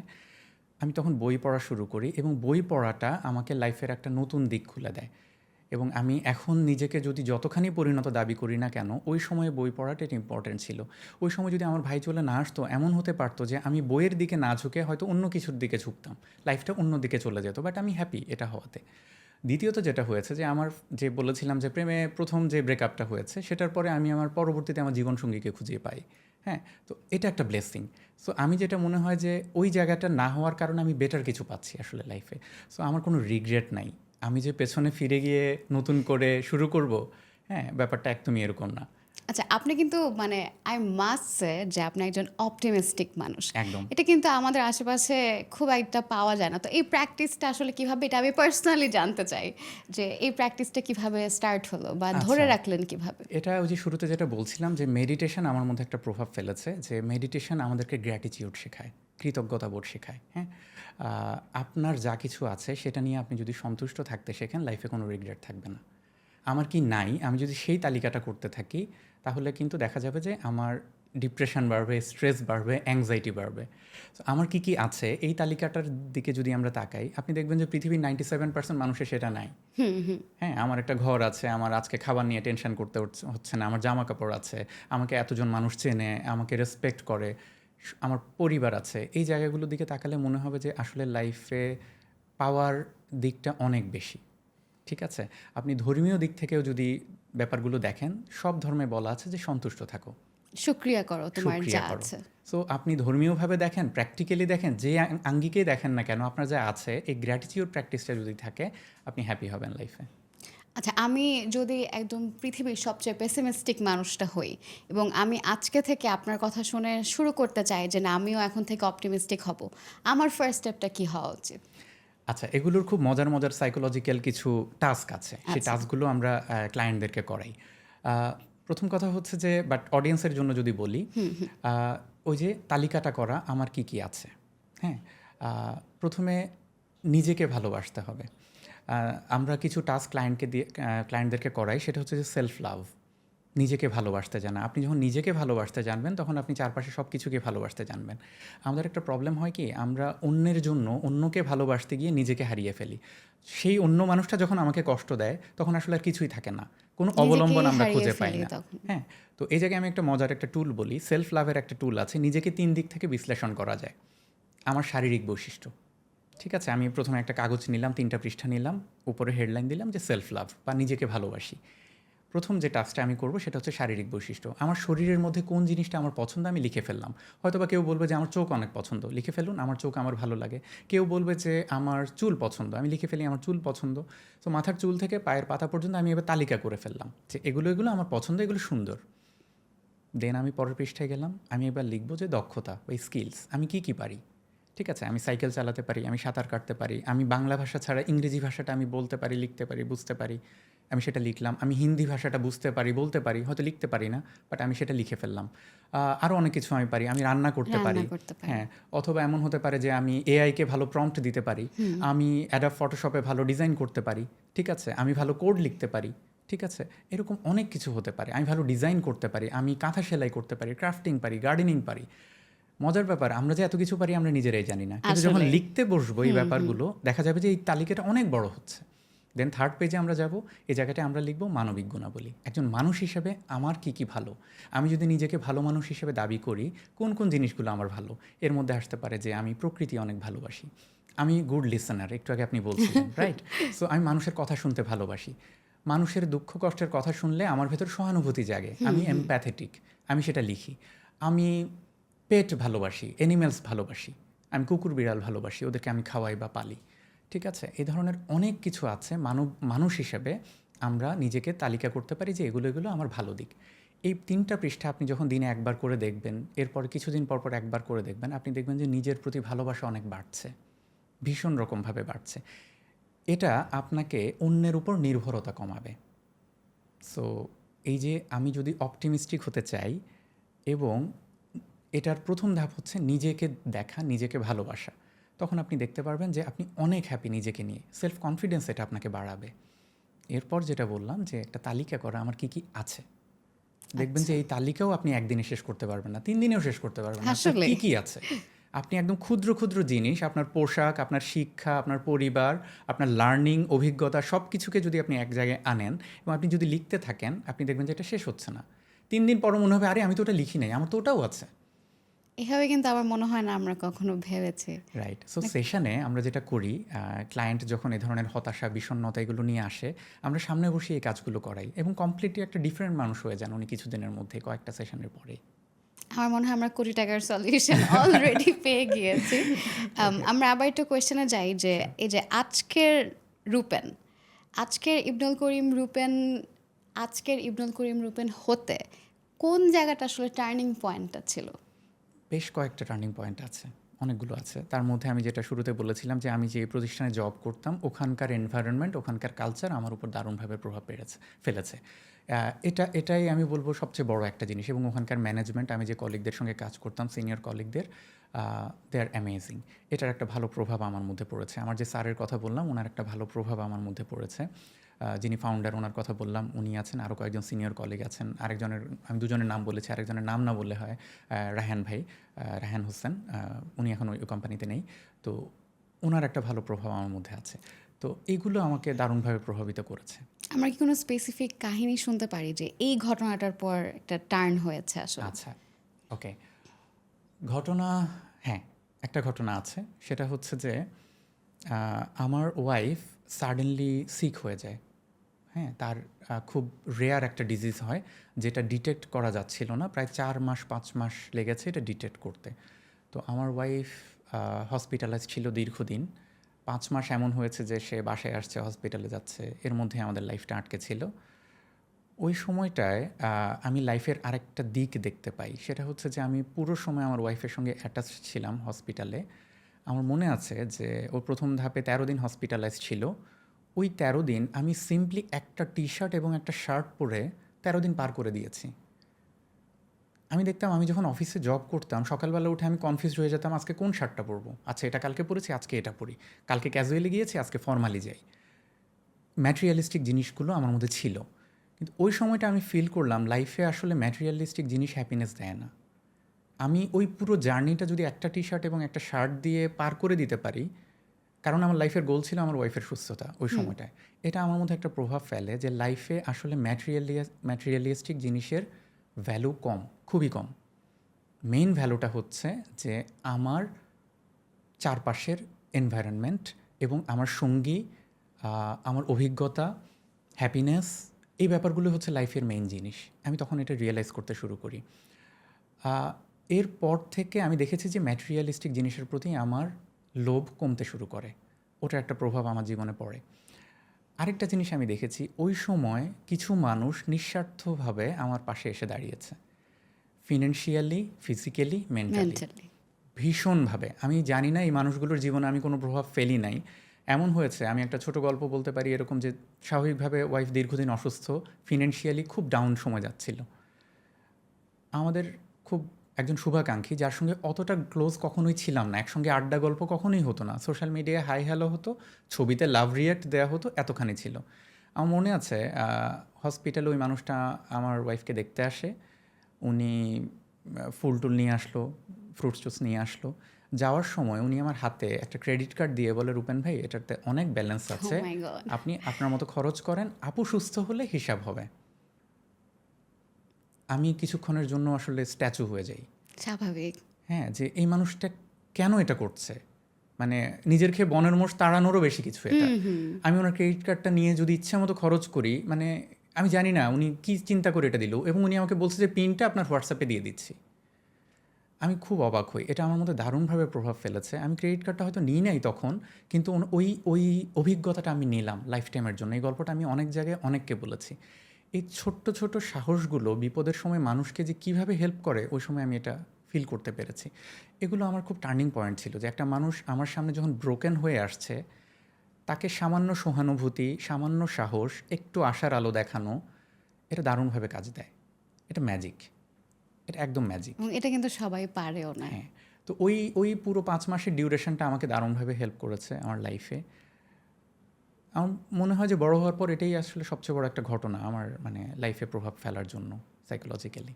কিন্তু এত অপশন থাকতে বা এত আদার অকুপেশন থাকতে, যেহেতু আপনি ব্যবসায় মানে ব্যবসা রিলেটেড পড়াশোনা করেছেন, ব্যবসাতেও গেলেন না, এই সেক্টরটাই কেন চুজ করলেন? ওই যে যেটা আমি বলেছিলাম যে কোভিড টাইমের ওই ডেটাটা আমাকে খুব একটা প্রভাব ফেলেছে যে বাংলাদেশে কোভিডে মারা যাওয়া মানুষের তুলনায় সুইসাইডে মারা যাওয়ার মানুষের সংখ্যা প্রায় দ্বিগুণ। এটার একটা প্রভাব পড়েছে। দেন হচ্ছে আমার চারপাশের মানুষকে আমি দেখতে পেয়েছি অনেকেই মেন্টাল হেলথ নিয়ে সাফার করছে, ভীষণ রকমভাবে সাফার করছে, এবং সেই পর্যাপ্ত সাপোর্ট তারা পাচ্ছে না, হেল্প তারা পাচ্ছে না। হ্যাঁ, সো ওই জায়গাটা আমাকে মনে হয়েছে যে এই জায়গাটা নিয়ে কাজ করার সুযোগ আছে। আর আমি দেখতে পেতাম আমার ছোটোবেলা থেকে আমি দেখতাম যে আমার চারপাশের মানুষের উপর আমি প্রভাব ফেলতে পারি। আমি যেটা বলি সেটা ওই মানুষটার উপর প্রভাব ফেলে, পজিটিভ অর্থে বলছি। আমার মনে হলো যে এই দুটোর একটা কম্বিনেশন হতে পারে, যে আমার যেহেতু অন্যকে প্রভাবিত করার একটা ন্যাচারাল কোয়ালিটি আমি নিজের মধ্যে দেখতে পাই, এটাকে কাজে লাগানো, এবং অ্যাট দ্য সেম টাইম যে মেন্টাল হেলথের যে ফিল্ডটা ফাঁকা, ওই জায়গাটায় কন্ট্রিবিউট করা। কিন্তু এটা তো আপনি গান দিয়েও করতে পারতেন, যেহেতু ছোটবেলা থেকে মিউজিকের সাথে ছিলেন, কলেজ লাইফেও মিউজিক নিয়ে ভালো কাজ করেছেন। মিউজিক দিয়েও কিন্তু মানুষের মনে প্রভাব ফেলা যায়। তাহলে ওই ব্যাপারটা কেন দেখলেন না? সেই সুযোগ তো চলে যাচ্ছে না, সেটা যে কোনো সময় করা যায় আচ্ছা, হয়তো আমরা বা। তাহলে অপেক্ষায় থাকবো যে আমরা আমি এখনো মানে নিজের আনন্দের জন্য মাঝে মধ্যে লিখি শুরু করি, হ্যাঁ ওইটা আমি এখনো চালিয়ে যাচ্ছি, বাট মানে প্রকাশ করছি না সে জায়গাটা। সেটা আমরা কবে শুনতে পারবো তাহলে? বাট মজার ব্যাপার হচ্ছে যে আমার কাউন্সেলিং নিয়ে কেউ একজন হয়তো বা তার মানে সে হয়তো বা রাইটার্স ব্লকে ভুগছে, যে লেখালেখির অভ্যাস আছে, অনেকদিন লিখতে পারছে না, কিন্তু আমার সেশন নেওয়ার পরে সে আবার লেখা শুরু করলো, তার হয়তো বা বই পাবলিশ হচ্ছে। ওটা দেখে আমি ভীষণ মানে আনন্দ অনুভব করি। ধরেন কোনো একজন মিউজিশিয়ান, আমার ক্লায়েন্ট এরকম আছে যে নতুন কিছু জেনারেট করতে পারছে না, কিন্তু আমার সেশন নিয়ে একসঙ্গে অনেক কাজ করে আস্তে আস্তে সে আবার মিউজিকে মনোযোগ দিচ্ছে, এরকম প্রচুর আছে। তো আমি একা করলে যেটা করতে পারতাম, আমার যেটা মনে হয় আমি এখন যে প্রফেশনে আছি, আমি প্রচুর প্রফেশনের মানুষের জীবনে কন্ট্রিবিউট করতে পারছি। আমার ক্লায়েন্ট রেঞ্জটা যদি আপনাকে বলি, আপনি শুনলে অবাক হবেন, সবচেয়ে কোন প্রফেশনের মানুষ আমার সবচেয়ে বেশি গেস করতে পারেন? না পারে না। ওকে, আমার সবচেয়ে বেশি ক্লায়েন্ট হচ্ছে ডক্টর। আসলে হ্যাঁ, প্রফেশনে আমি যদি ভাগ করি, অ্যান্ড দেন হচ্ছে মেডিকেল স্টুডেন্ট, তারা হচ্ছে আমার ক্লায়েন্ট। এটা কি তাদের পড়াশোনার চাপের জন্য নাকি Maybe, বিভিন্ন হতে ধরনের পারে। রোগীদের প্রচুর দেখতে পড়াশোনা করতে দেখতে? হয়। মেডিকেল স্টুডেন্টদের লাইফ একদম রোবটিক। তাদের যে পরিমাণ পড়াশোনা করতে হয়, দুদিন পর পর প্রফ, এক্সাম, এত প্রেশারে তারা থাকে। এর সঙ্গে যুক্ত যখন হয় পরিবার অথবা ব্যক্তিগত কোনো টানাপোড়েন যখন যুক্ত হয়, এই মানুষগুলো লস্ট হয়ে যায়। আমি তখন ব্যাপারটাকে এভাবে দেখি, this person is a future doctor. যখন মেডিকেল স্টুডেন্ট কোনো ক্লায়েন্ট আমার কাছে আসে, তখন দেখেন আমার কন্ট্রিবিউশনটা শুধু ওর লাইফে পড়ছে না। ও যখন পাশ করে বের হবে এবং সে ডক্টর একটা ভালো হবে। ডক্টর হবে, সে সোসাইটিতে কি পরিমাণ কন্ট্রিবিউশন সে রাখতে পারছে, আমার গোলটা তখন সেটা থাকে। এবং আমি চমৎকার। বারবার তার মাথায় একটা মেসেজ দিতে থাকি, you are a future doctor. আমি তাকে দিয়ে লেখাই, I am a future doctor. এবং যে অলরেডি ডক্টর, তাকে তখন আমি তার প্রফেশনের সঙ্গে কানেক্ট করি। ইউ আর সো ব্লেসড, সৃষ্টিকর্তা আপনাকে কোন একটা অকুপেশনে এনেছে। তো আপনি যেটা বললেন যে অন্য কোনো প্রফেশনে আমি যদি যেতাম, হ্যাঁ যেতে অবশ্যই পারতাম, এখনও চাইলে আমি যেতে পারি। বাট দ্য পয়েন্ট ইজ, আমি এখানে থেকে যে কন্ট্রিবিউশনটা করতে পারছি, আমার মনে হয় না অন্য কোনো প্রফেশনে গেলে আমি এতটা পারতাম। অন্য কেউ পারতো, ঠিক আছে, একজন সাকসেসফুল মিউজিশিয়ান হয়তো বা সেটা করতে পারছে, আমি বোধহয় ওই জায়গায় অতটা সাকসেস হতে পারবো না যতটা আমি এখানে যে অপরচুনিটিটা আমি দেখতে পাচ্ছি। কিন্তু আমার মনে হয় আপনি পারতেন, কারণ এখানে আপনি যেভাবে লেগে আছেন ছিলেন একটা সময় থেকে, ওইটা যদি অন্য জায়গায় করতেন সেম সাকসেস আমার মনে হয় পেতেন। তবে অফকোর্স বাবা যে আপনি এখন যা করছেন আসলে বাট এখানে একটা চমৎকার কথা আপনি বলেছেন, লেগে থাকার ব্যাপারটা। এই কথাটাও কিন্তু আমরা ক্লায়েন্টকে বলি যে লেগে থাকেন, রেজাল্ট উইল ফলো ইউ। হ্যাঁ, তো যেই প্রফেশনে হোক না কেন, আপনি যদি লেগে থাকেন, এমনকি মেন্টাল পিসের পেছনেও যদি আপনি লেগে থাকেন, মেন্টাল পিস আসবে, হ্যাপিনেস আসবে। অবশ্যই। আমরা তারপর যে বিষয়টা জানতে চাবো যে প্রফেশন চেঞ্জ করলেন, হ্যাঁ, পরিবার থেকে কি কোনো বাধা পেয়েছেন কিনা, বা প্রিয় মানুষ থেকে, বা আপনার নিজের কাছে কি কখনো মনে হয়েছে কিনা যে আচ্ছা আমি কি ঠিক করছি, বা আমি কি মানে কোনো ওকে, বাধা পেয়েছেন কিনা? ওকে, আমার ডিসিশন নিয়ে আমি 100% কনফিডেন্ট ছিলাম যে আমি রাইট ডিসিশনটাই নিচ্ছি। বাট ইয়েস, কিছু মানে কনস্ট্রেন্ট এসছে, চ্যালেঞ্জ এসছে, আমি যেটাকে বলবো, বাধা বলবো না, এটাকে চ্যালেঞ্জ Obstacles. বলবো। হ্যাঁ, কিছু চ্যালেঞ্জ আসছে। প্রথম যেটা আসলো সেটা হচ্ছে যে ফিনান্সিয়াল। আচ্ছা। হ্যাঁ, কারণ হচ্ছে কর্পোরেটে অনেকদিন একটা প্রতিষ্ঠানে ছিলাম, একটা টিম লিড করতাম, সো আমি একটা হ্যান্ডসাম স্যালারি ড্র করতাম। যখন সাডেনলি আমি সেটা ছেড়ে প্রতিষ্ঠানের দিকে আসলাম এবং আমার পুরো ইনকামটা চলে আসলো, যে সেশনের অ্যাগেনস্টে আমি ক্লায়েন্ট থেকে যে ফিটা নিচ্ছি সেটাতে আমার ইনকামটা 50% ড্রপ করলো। এটা একটা বড় চ্যালেঞ্জ ছিল। হতাশ হইনি, আমি জানতাম যে আমার ট্র্যাকে ফিরতে আমি পারবো, বাট ওই সময়টায় একটা বড় ধাক্কা এসেছিল। এবং যেটা হচ্ছিল তখন একটা বড় আনসার্টেনটি চলে আসে পলিটিক্যাল কন্ডিশনে। সেটা হচ্ছে যে তখনই হচ্ছে যে ছাত্র জনতার যে অভ্যুত্থানটা হয়, আমি জব ছাড়া ঠিক পরপরই সেটা হয়, ওই জুলাই আগস্ট সময়টাতে 24-এর। ওই সময়টা তখন ইন্টারনেট বন্ধ হয়ে যায়, কিন্তু আমার এন্টার বিজনেসটা ইন্টারনেট ড্রিভেন। আচ্ছা। হ্যাঁ, আমার সঙ্গে ক্লায়েন্ট যোগাযোগ করছে ইন্টারনেটে, সোশ্যাল মিডিয়াতে, আমার ওয়েবসাইটে অথবা হোয়াটসঅ্যাপে। ওই জায়গাটা পুরো স্টপ হয়ে যায়। ওই ধাক্কাটা আমি প্রথমে খাই। আমি জানতাম না যে আসলে কী হচ্ছে সামনে। আর তখন তো কারফিউ ছিল, কারফিউ আসা ছিল। যাওয়াও। সো মাত্রই জবটা ছাড়লাম, প্রফেশনটা শুরু করলাম, তখনই এরকম একটা ধাক্কা, এটা প্রচণ্ড রকমভাবে আমাকে ধাক্কা দেয়। এবং তখন আমি আরেকটা জিনিস চিন্তা করলাম যে এই সময়টা তো আমি অন্যভাবে কাজে লাগাতে পারি। ওই সময় যারা ছাত্র জনতা ছিল এবং যারা বাসায় আবদ্ধ ছিল, একটা ভয়ঙ্কর ডিপ্রেশনের ভেতর দিয়ে অনেকে যাচ্ছিল, আতঙ্কের ভেতর দিয়ে যাচ্ছিল। আমি তখন ওই জায়গাটা নিয়েও একটা এক্সপেরিমেন্ট শুরু করি যে আমি ফ্রি কাউন্সেলিং দিতে শুরু করি, ফ্রি সেশন নিতে শুরু করি আমার নেটওয়ার্কের মধ্যে। তো ওই যে আমি শুরুতে যেটা বলছিলাম যে আপনার লাইফের কোনো একটা ফেইলিউর অথবা কোনো একটা না পাওয়া সেটাকে কীভাবে পজিটিভ দিকে টার্ন আউট করতে হয় এটা আমার জানা ছিল। সো ওই সময়ের যে ইন্টারনেট নাই অথবা ওই সময়টা যে একটা অস্থিতিশীল সময়, অনিশ্চিত একটা সময়, আমি সেটাকেও পজিটিভ দিকে টার্ন আউট করেছি যে আমি মানুষের সঙ্গে ফ্রি সেশন নিয়ে নিজেকে তৈরি করেছি এবং তার জীবনেও কন্ট্রিবিউট করেছি।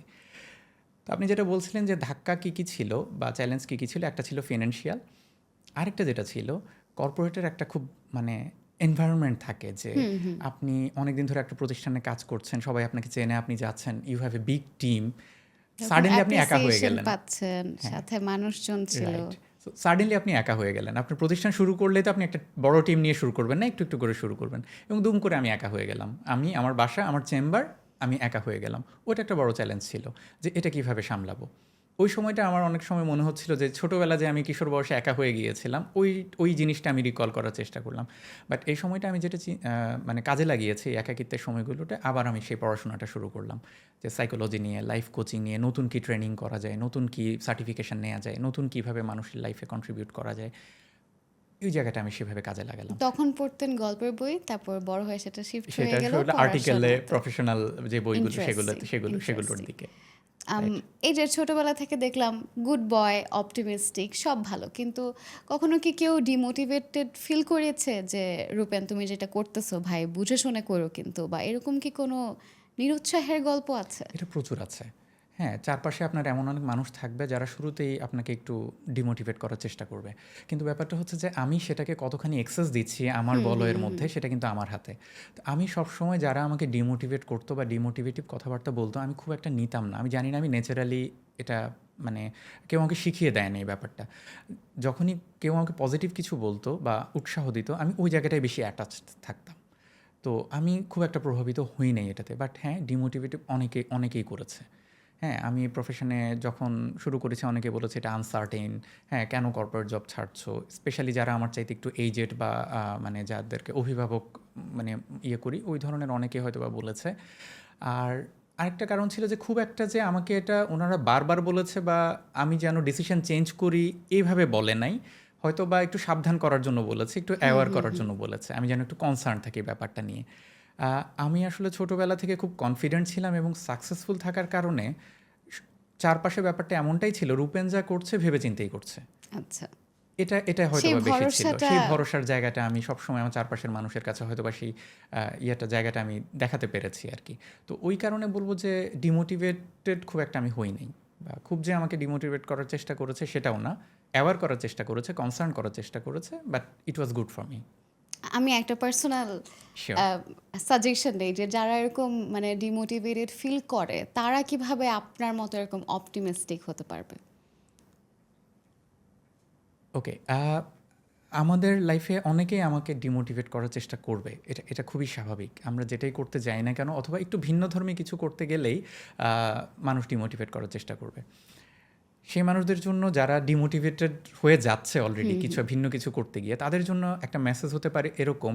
আপনি খেয়াল করে দেখবেন পৃথিবীর সব সাকসেসফুল মানুষরাই তাদেরকে কেউ না কেউ ডিমোটিভেট করেছে। তাদেরকে বলেছে যে এটা করো না। আ মানে এটা করা ঠিক হবে না। অথবা বলছে যে তোমার মাথা ঠিক নাই, তুমি পাগল। এগুলো কি কেউ করে নাকি? এগুলো না করে এটা করো। কিন্তু ওই ব্যাপারগুলো শোনে নাই বলে ওই মানুষগুলো কিন্তু সাকসেসফুল হয়েছে। ঠিক আছে? মানে গ্যালিলিও যখন বলেছিল যে পৃথিবী সূর্যের চারপাশে ঘোরে, আমরা তখন মানে রাজা বলেছিল গ্যালিলিও পাগল, তাকে শাস্তি দেয়া হয়েছে, সে লিটারালি ধর্মবিদ্বেষী। মেরে ফেলার মতো হ্যাঁ, অবস্থা। সো ব্যাপারটা দেখেন, প্রত্যেকটা সফলতার গল্প কিন্তু এরকম। আপনি যেটা করতে ভিন্ন কিছু করতে চাইবেন, কেউ না কেউ আপনাকে ডিমোটিভেট করবে। বাট ইয়েস, এখানে একটা ব্যাপার আছে যে আপনি নিজে কনফিডেন্ট থাকতে হবে যে আপনি আসলে যেটা করছেন সেটা আসলে ঠিক করছেন কিনা। আপনার মনের মধ্যে যদি ডাউট থাকে যে আমি আসলে ঠিক করছি কি করছি না, তখন অবশ্যই পরামর্শ নিতে হবে। সেটা কাছের কোনো মানুষের হোক, অভিজ্ঞ কারো হোক, অথবা কোনো স্পেশালিস্টের হোক, পরামর্শ নিতে হবে। আপনি যতক্ষণ না 100% কনফিডেন্ট যে আমি এই জায়গাটা ঠিক করছি, ততক্ষণ পর্যন্ত আপনি তৈরি না। আপনি যদি কনফিউশন নিয়ে কিছু শুরু করেন যে আমি এটা আদৌ ঠিক করছি কি করছি না, এটা আপনার জন্য একটু প্রবলেম হবে। এটা আপনাকে ডিমোটিভেটেড করা খুব ইজি হবে। এবং আমার মনে হয় কনসিস্টেন্সি বা ট্র্যাকে থাকাটাও কিন্তু আসলে অবশ্যই ইম্পর্টেন্ট। আপনি কখন কনসিস্টেন্সি রাখতে পারবেন, কখন ট্র্যাকে থাকতে পারবেন, যখন আপনি 100% কনফিডেন্ট কনফিডেন্ট। যে আমি যা করছি আমি ঠিক করছি, আমি এই জায়গাটায় সফল হবই। আচ্ছা, আজকের ইবনুল করিম রূপেন যদি লেটস টক না তৈরি করতো তাহলে আজকে কোথায় থাকতো? কর্পোরেটে জব করতাম, একটু একটু লেখালেখি করতাম, টুকটাক মিউজিক করতাম, এই তো। আমরা যদি যেহেতু মেন্টাল হেলথ নিয়ে কথা বলা অলরেডি শুরু করে দিয়েছি, এটাই যদি বলি যে বাংলাদেশের প্রেক্ষাপটে সবচেয়ে বড় মেন্টাল হেলথ ইস্যুটা আসলে কোথায় আপনার মনে হয়? চারপাশের মানুষ বুঝতে পারে না। এই যে মানসিক চাপে আছে কেউ একজন, চারপাশের মানুষ এটাকে গুরুত্ব দিচ্ছে না, এটা সবচেয়ে বড় প্রবলেম। আমাদের সোসাইটিতে এখনও ব্যাপারটা এরকম যে দেখেন, এটা খুব একটা স্বাভাবিক প্রক্রিয়া যে আপনি আপনার লাইফে যখন নিজের সিদ্ধান্ত নিজে নেওয়া শুরু করবেন, তখনই আপনার লাইফে অনেক চ্যালেঞ্জ ফেস করা শুরু করবেন। ছোটোবেলা আমার সিদ্ধান্ত আমার নেওয়ার প্রয়োজন হতো না, মা নিতেন আমার সিদ্ধান্তগুলো, দেন বাবা নিতেন আমার সিদ্ধান্তগুলো। সো আমরা অত চ্যালেঞ্জ ফেস করছি না, কিন্তু যত আমরা বড় হচ্ছি, নিজের সিদ্ধান্তগুলো নিজে নেওয়া শুরু করছি, তখনই কিন্তু লাইফে এই সমস্যাগুলো আসে। আমরা প্রায় দেখতে পাই যে বাংলাদেশের প্রেক্ষাপটে পরিবারের সন্তান বা ছোট কেউ, সে আস্তে আস্তে বড় হচ্ছে, কিন্তু তাকে সিদ্ধান্ত নিতে দেয়া হচ্ছে না। আবার সে যে সিদ্ধান্তগুলো নিচ্ছে, সে ঠিকমতো সিদ্ধান্তটা নিচ্ছে কি না সেটার জন্য প্রপার গাইডেন্স সে পাচ্ছে না। এবং সে কোনো একটা সিদ্ধান্ত নিয়ে হয়তো সে ঠকে গেল কোথাও থেকে, বন্ধুদের সঙ্গে কোনো একটা ঝামেলা হলো, বা কোনো একটা সম্পর্কে জড়িয়ে পড়ে সে একটা প্রবলেমে পড়লো, অথবা তাকে কেউ বুলি করলো, সোশ্যাল মিডিয়ায় বা স্কুলে সে হ্যারাসমেন্টের শিকার হলো। পরিবার থেকে সেই সাপোর্টটা সে পায় না। এটা সবচেয়ে বড় চ্যালেঞ্জ এখন আমাদের এই জায়গাটায়। আমরা প্রচুর ক্লায়েন্ট পাই এরকম, যারা এখনও কিশোর কিশোরী অথবা তরুণ তরুণী, তারা পরিবারকে বলার জায়গাটা তাদের নাই। পরিবারকে বলার জায়গা এবং পরিবারের সে সাপোর্টের জায়গাটা যদি থাকতো, তাহলে তো আমাদেরও প্রয়োজন হতো না, আমাদের পর্যন্ত আসারই প্রয়োজন হতো না। হ্যাঁ, তো সবচেয়ে বড় চ্যালেঞ্জ আমি এটাই বলবো যে মানে পরিবারের সাপোর্টটা নাই আমাদের দেশে। অনেক পরিবারে আছে, এবার বেশিরভাগ ক্ষেত্রে নাই। এই যে এই সিচুয়েশনগুলোতে যে মেন্টালি আনহেলদি যে মানুষটা থাকে, সে সবচেয়ে বেশি কোন ভুলটা করে এইসব সিচুয়েশনে? যে সাফারার, সাফারার। সে যখন সাফার করছে, ডিপ্রেশনে ভুগছে, তখন কিন্তু তার মন তার নিয়ন্ত্রণে থাকছে না। সে যে কোনো ভুল করতে পারে, সুইসাইডের মতো ভুলও করতে পারে। এই যে এত এত সুইসাইড কেন হচ্ছে, খেয়াল করে দেখবেন, সে কোথাও থেকে কোনো না কোনো একটা না পাওয়ার যন্ত্রণা থেকে সে সুইসাইডটা করছে। সে লস্ট হয়ে যাচ্ছে যে আমাকে দিয়ে বোধহয় জীবনে আর কিছু হবে না। তাকে কেউ একজন দেখাতে হবে যে তুমি যেটাকে ভাবছো জীবন, এটা আসলে জীবন না, জীবনের অনেকগুলো প্রেক্ষাপট আছে। হ্যাঁ, আমি অনেকগুলো গল্প এরকম বলতে পারবো যে মানে সুইসাইডের মোমেন্ট থেকে মানুষকে কিভাবে ফিরিয়ে আনতে হয়েছে। হ্যাঁ, ওই গল্পটা আবার হয়তো বা অন্য কোনো প্রশ্নের উত্তর হয়তো বা বলা যাবে। বাট আমি যেটা বলতে চাচ্ছি এই জায়গাটায়, সেটা হচ্ছে যে মানুষ এতটাই ভুল করতে পারে, ডিপ্রেশনে ভুগে স্ট্রেসে করতে পারে, যেটা কল্পনা করতে পারি না আমরা। আমরা চিন্তাও করতে পারি না আমার পরিবারের এই সদস্যটা সুইসাইড অ্যাটেম্প্ট নিতে পারে। নেয়ার পর আমরা বুঝি তার একটা চিঠি পেয়ে যে হয়তোবা এই কারণে সে সুইসাইড করেছে। সেই গল্পটা পরিবার জানেই না। আমরা এরকম অনেক দেখতে পাই যে বন্ধুর সঙ্গে ঝগড়া হয়ে সুইসাইড করছে, বা কোনো একটা সম্পর্কে জড়িয়ে সে সুইসাইড করছে, পরিবার সেই সম্পর্কটার কথা জানতোই না। তার মানে পরিবার ওই পরিবেশটা তাকে দেয় নাই যে সে যে কোনো কিছু পরিবারের সঙ্গে শেয়ার করতে পারে, ওপেন আপ হওয়ার ওপেন আপ হওয়ার ব্যাপারটা। তো একজন মানুষ ভুল এতটাই করতে পারে, সেটা সুইসাইডের মতো। তাহলে বুঝতেই পারছেন যে আরও কত ভুল মানে ডিপ্রেশনে পড়ে মানুষ করছে, তাই মারাত্মক না? একটা মারাত্মক, ব্যাপার। রাইট। আচ্ছা, এই যে এটা তো একদম আমরা পিক পয়েন্টের কথা বললাম, কিন্তু একটা সাধারণ কথা যে আমি ভালো নাই বা আমার ভালো লাগছে না, এটাই কিন্তু আমরা প্রপারলি এক্সপ্রেস করতে পারি না। মানে এইটা কেন হয়? মানে এত ছোট একটা সেন্টেন্স বলতে কেন আমরা এত স্ট্রাগল করি? জাজমেন্টাল হওয়ার একটা ভয় থাকে। ছোটোবেলা থেকেই আমরা জাজড হই আমার চারপাশের মানুষদের দ্বারা। ঠিক আছে, আপনি যদি কাউকে বলেন আমার মন খারাপ, আপনি যখন টিনেজ হচ্ছেন তখন পরিবারের সদস্যদেরকে যদি মন খারাপ ব্যাপারটা বলা হবে যে এটা ঢং করছে, মন খারাপের কি আছে, বয়সের দোষ। বয়সের দোষ। কিন্তু সেই মন খারাপের রিজনটা তাকে শোনা হচ্ছে না, সেটা নিয়ে তাকে দুটো কথা, পজিটিভ কথা বলা হচ্ছে না, তার রিজনটাই শোনা হচ্ছে না যে তার মনটা কেন খারাপ। এটা একটা আমার মনের মধ্যে গেঁথে যায় যে মন খারাপ বোধহয় বলা যাবে না, আমি যে মানসিকভাবে চাপে আছি, ডিপ্রেশনে আছি, এটা বোধহয় বলাই যাবে না। এটা এটা এটা খুব লজ্জার একটা ব্যাপার। আবার ছেলে মানুষ হলে কিন্তু ব্যাপারটা আরো বেশি লজ্জার বিষয় হয়ে যায়। ছেলেদের তো কান্না করতেও মানা, একদম আমাদের একদম। মানে হ্যাঁ স্টিগমা এটা। হ্যাঁ, তখন হচ্ছে বন্ধুরাও তাকে বললো যে আরে পুরুষ মানুষ কি কাঁদতে হয় নাকি, এটা কি। বাট ভাই, হিউম্যান মাইন্ড তো। তো এটা একটা বড় কারণ যে আমরা জাজড হই অন্যদের দ্বারা। এই জাজ হওয়ার কারণে, জাজ হওয়ার ভয়ের কারণে আমরা আসলে বলতে পারি না যে আমার মন খারাপ, আমি ডিপ্রেশনে ভুগছি। এটা একটা বড় কারণ। আপনি কি কখনো কান্না করেছেন? হ্যাঁ, আমি তো মানুষ, কেন কাঁদবো না? তখন কি এরকম মনে হয় নাই কখনো, বা ছোটবেলাতেও যে, বা কখনো শুনেন নাই যে "এই তুই তো ছেলে মানুষ, তুই কেন কান্না করতেছিস"? আ আসলে ঐরকম বলার কেউ ছিল না যে, "ছেলে মানুষ কান্না কেন করছিস?" মানে যেটা হয়েছে যে, আ আমি আমার মন খারাপের ব্যাপারগুলো ওই যে লুকিয়ে রাখতাম। হ্যাঁ, এটা মানে কতটা হেলদি লুকিয়ে রাখার এটা ব্যাপারটা? হেলদি না। এটা একদমই হেলদি না। ওই যে পরিবারের ওই ওপেন আপ হওয়ার জায়গাটা রাখতে হবে, যে কারো যেন মন খারাপ হলে, কান্না পেলে সে যেন বাবা-মা, ভাই-বোনকে বলতে পারে। হ্যাঁ, যে আমার এই কারণে কষ্ট হচ্ছে, এটা একদমই হেলদি না। আমি লুকিয়ে রাখতাম, বাট মানে end of the day somehow এটা আমার উপর খুব একটা প্রভাব ফেলেনি। মানে নেতিবাচক কোনো প্রভাব ফেলেনি। হ্যাঁ, হতে পারে সেটা আমি বলেছি যে আমি আমার জীবনে অনেক ভালো বন্ধু পেয়েছি। হেলদি এনভায়রনমেন্ট পেয়েছি বাসায়। ওসব কারণ, বা আমি যে বই পড়তাম, গান শুনতাম, সে জায়গাগুলো হয়তোবা আমাকে দারুণভাবে হেল্প করেছে। শখের পেছনে ভালো সময় আমি দিয়েছি। হ্যাঁ? এখন আমরা যেই কথাগুলো ক্লায়েন্টদেরকে বলি যে হেলদি অ্যাক্টিভিটিসে ইনভলভড হন, অফলাইন অ্যাক্টিভিটিসে ইনভলভড হন। তো আমি দেখি যে আমরা তো সেগুলোতেই ছিলাম। আমাদের সময় তো স্মার্টফোন ছিল না। হুম। হ্যাঁ? এতটা ইন্টারনেট ছিল না। সো আমরা কি করেছি? আমরা অফলাইন অ্যাক্টিভিটিসে অনেক বেশি সময় দিয়েছি। ওই জায়গাগুলো হেল্প করেছে আরকি। আর এখন তো একাকিত্ব, ডিপ্রেশনের একটা বড় রিজন হচ্ছে যে ডিভাইস। হ্যাঁ, আমরা আসলে আনসোশ্যাল হয়ে যাচ্ছি সোশ্যাল মিডিয়ার কারণে।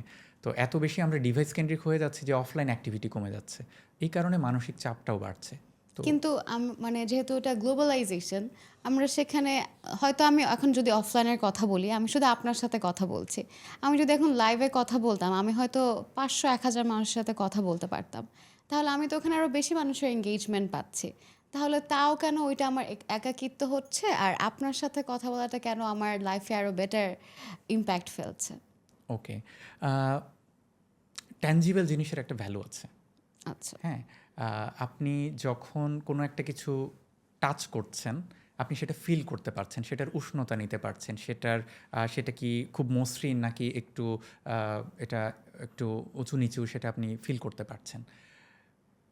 আপনি যখন ডিভাইসে কিছু দেখছেন, আপনি পুরো জিনিসটা অ্যাকচুয়ালি আপনার ব্রেনের চিন্তার ক্ষমতা হারিয়ে যাচ্ছে। পুরো জিনিসটা আপনাকে ডিভাইস দেখিয়ে দিচ্ছে, ব্যাপারটা এরকম। আপনি যখন একটা বই পড়ছেন, ধরুন আপনি একটা অফলাইনে বই পড়ছেন, সে বইটাতে লেখা আছে এরকম যে গল্পের নায়ক সে নদীর ধারে বসে আছে, দূরে কাশবন দেখা যাচ্ছে, একটা নৌকা চলে যাচ্ছে, মাঝি গান গাইছে। এ ধরনের কোনো একটা কিছু আপনি পড়তে পারছেন, করছি। পড়ছেন আপনি বইতে। আপনি কিন্তু পুরো সিনারিওটা ব্রেনে কল্পনা ইমাজিন করছি। করলেন। আপনার ব্রেনের কল্পনা শক্তি হুম। বাড়ল। কিন্তু আপনি যখন একটা ডিভাইসে মুভি দেখছেন বা নাটক দেখছেন বা রিলস দেখছেন, একটা নদী, মাঝি গান গাইতে, গাইতে চলে যাচ্ছে, দূরে কাশবন দেখা যাচ্ছে। আপনার ইমাজিন হচ্ছে না আমার কিছু, কারণ চিন্তাটা পুরোটাই ব্লক আপনি হয়ে দেখতে যাচ্ছে। পাচ্ছেন। সো টেকনোলজির তো ভালো দিক অবশ্যই আছে। টেকনোলজি তো আনএভয়েডেবল, তাই না? হুম, ইন্টারনেট তো হুম। আনএভয়েডেবল। বাট আমি কি আমার পুরো ধ্যান ধারণা, পুরো মানসিকতা, পুরো এক্সপেরিয়েন্স পুরোটাই কি ডিভাইস কেন্দ্রিক করে ফেলবো? এটার কারণেই কিন্তু আমাদের আসলে মানসিক চাপ বাড়ে। আমার ইমাজিনেশন কমে যায়, আমার কল্পনা শক্তি কমে যায়। তো আপনি যেটা বললেন যে এখন আমরা তো চাইলে ৫০০-১,০০০ মানুষের সঙ্গে লাইভে গেলে কথা বলতে পারছি। অবশ্যই আপনি সেই অপরচুনিটিটা নিবেন। বাট তার মানে কি এই যে আমি সারাক্ষণ ডিভাইস নিয়ে পড়ে থাকবো? তো এগুলো তো আসলে ধরেন বিভিন্ন রিসার্চের রেজাল্ট, তারপর হচ্ছে সায়েন্টিস্টরা বিভিন্ন সময় এগুলো বের করে আমাদের সামনে রিপোর্ট নিয়ে আসছে যে ডিজিটাল ডিভাইস আমাদের উপর কী পরিমাণ নেতিবাচক প্রভাব ফেলছে। তো অফলাইনে যেটা হয় যে আপনি অ্যাকচুয়াল মানুষটা কিন্তু আপনি অফলাইনে যা তা। সোশ্যাল মিডিয়ায় আপনি যা প্রেজেন্ট করছেন, you are not that person. বেশিরভাগই ফেক থাকে। রাইট। আপনি যা দেখাচ্ছেন, অন্যরা আপনি যা দেখাচ্ছেন, অন্যরা আপনাকে তাই দেখছে। আপনি যা দেখাতে চাইছেন, সেটাই আপনি দেখাচ্ছেন। বাট এক্সাক্ট মানুষটা আপনি কেমন, সেটা আপনার অফলাইন মানুষরা বুঝতে পারবে। যে আপনাকে অফলাইনে দেখছে, আপনার সঙ্গে অফলাইনে গল্প করছে, যার সঙ্গে আপনার অফলাইনে ইমোশন শেয়ারিং হচ্ছে, সে আপনাকে বুঝতে পারবে।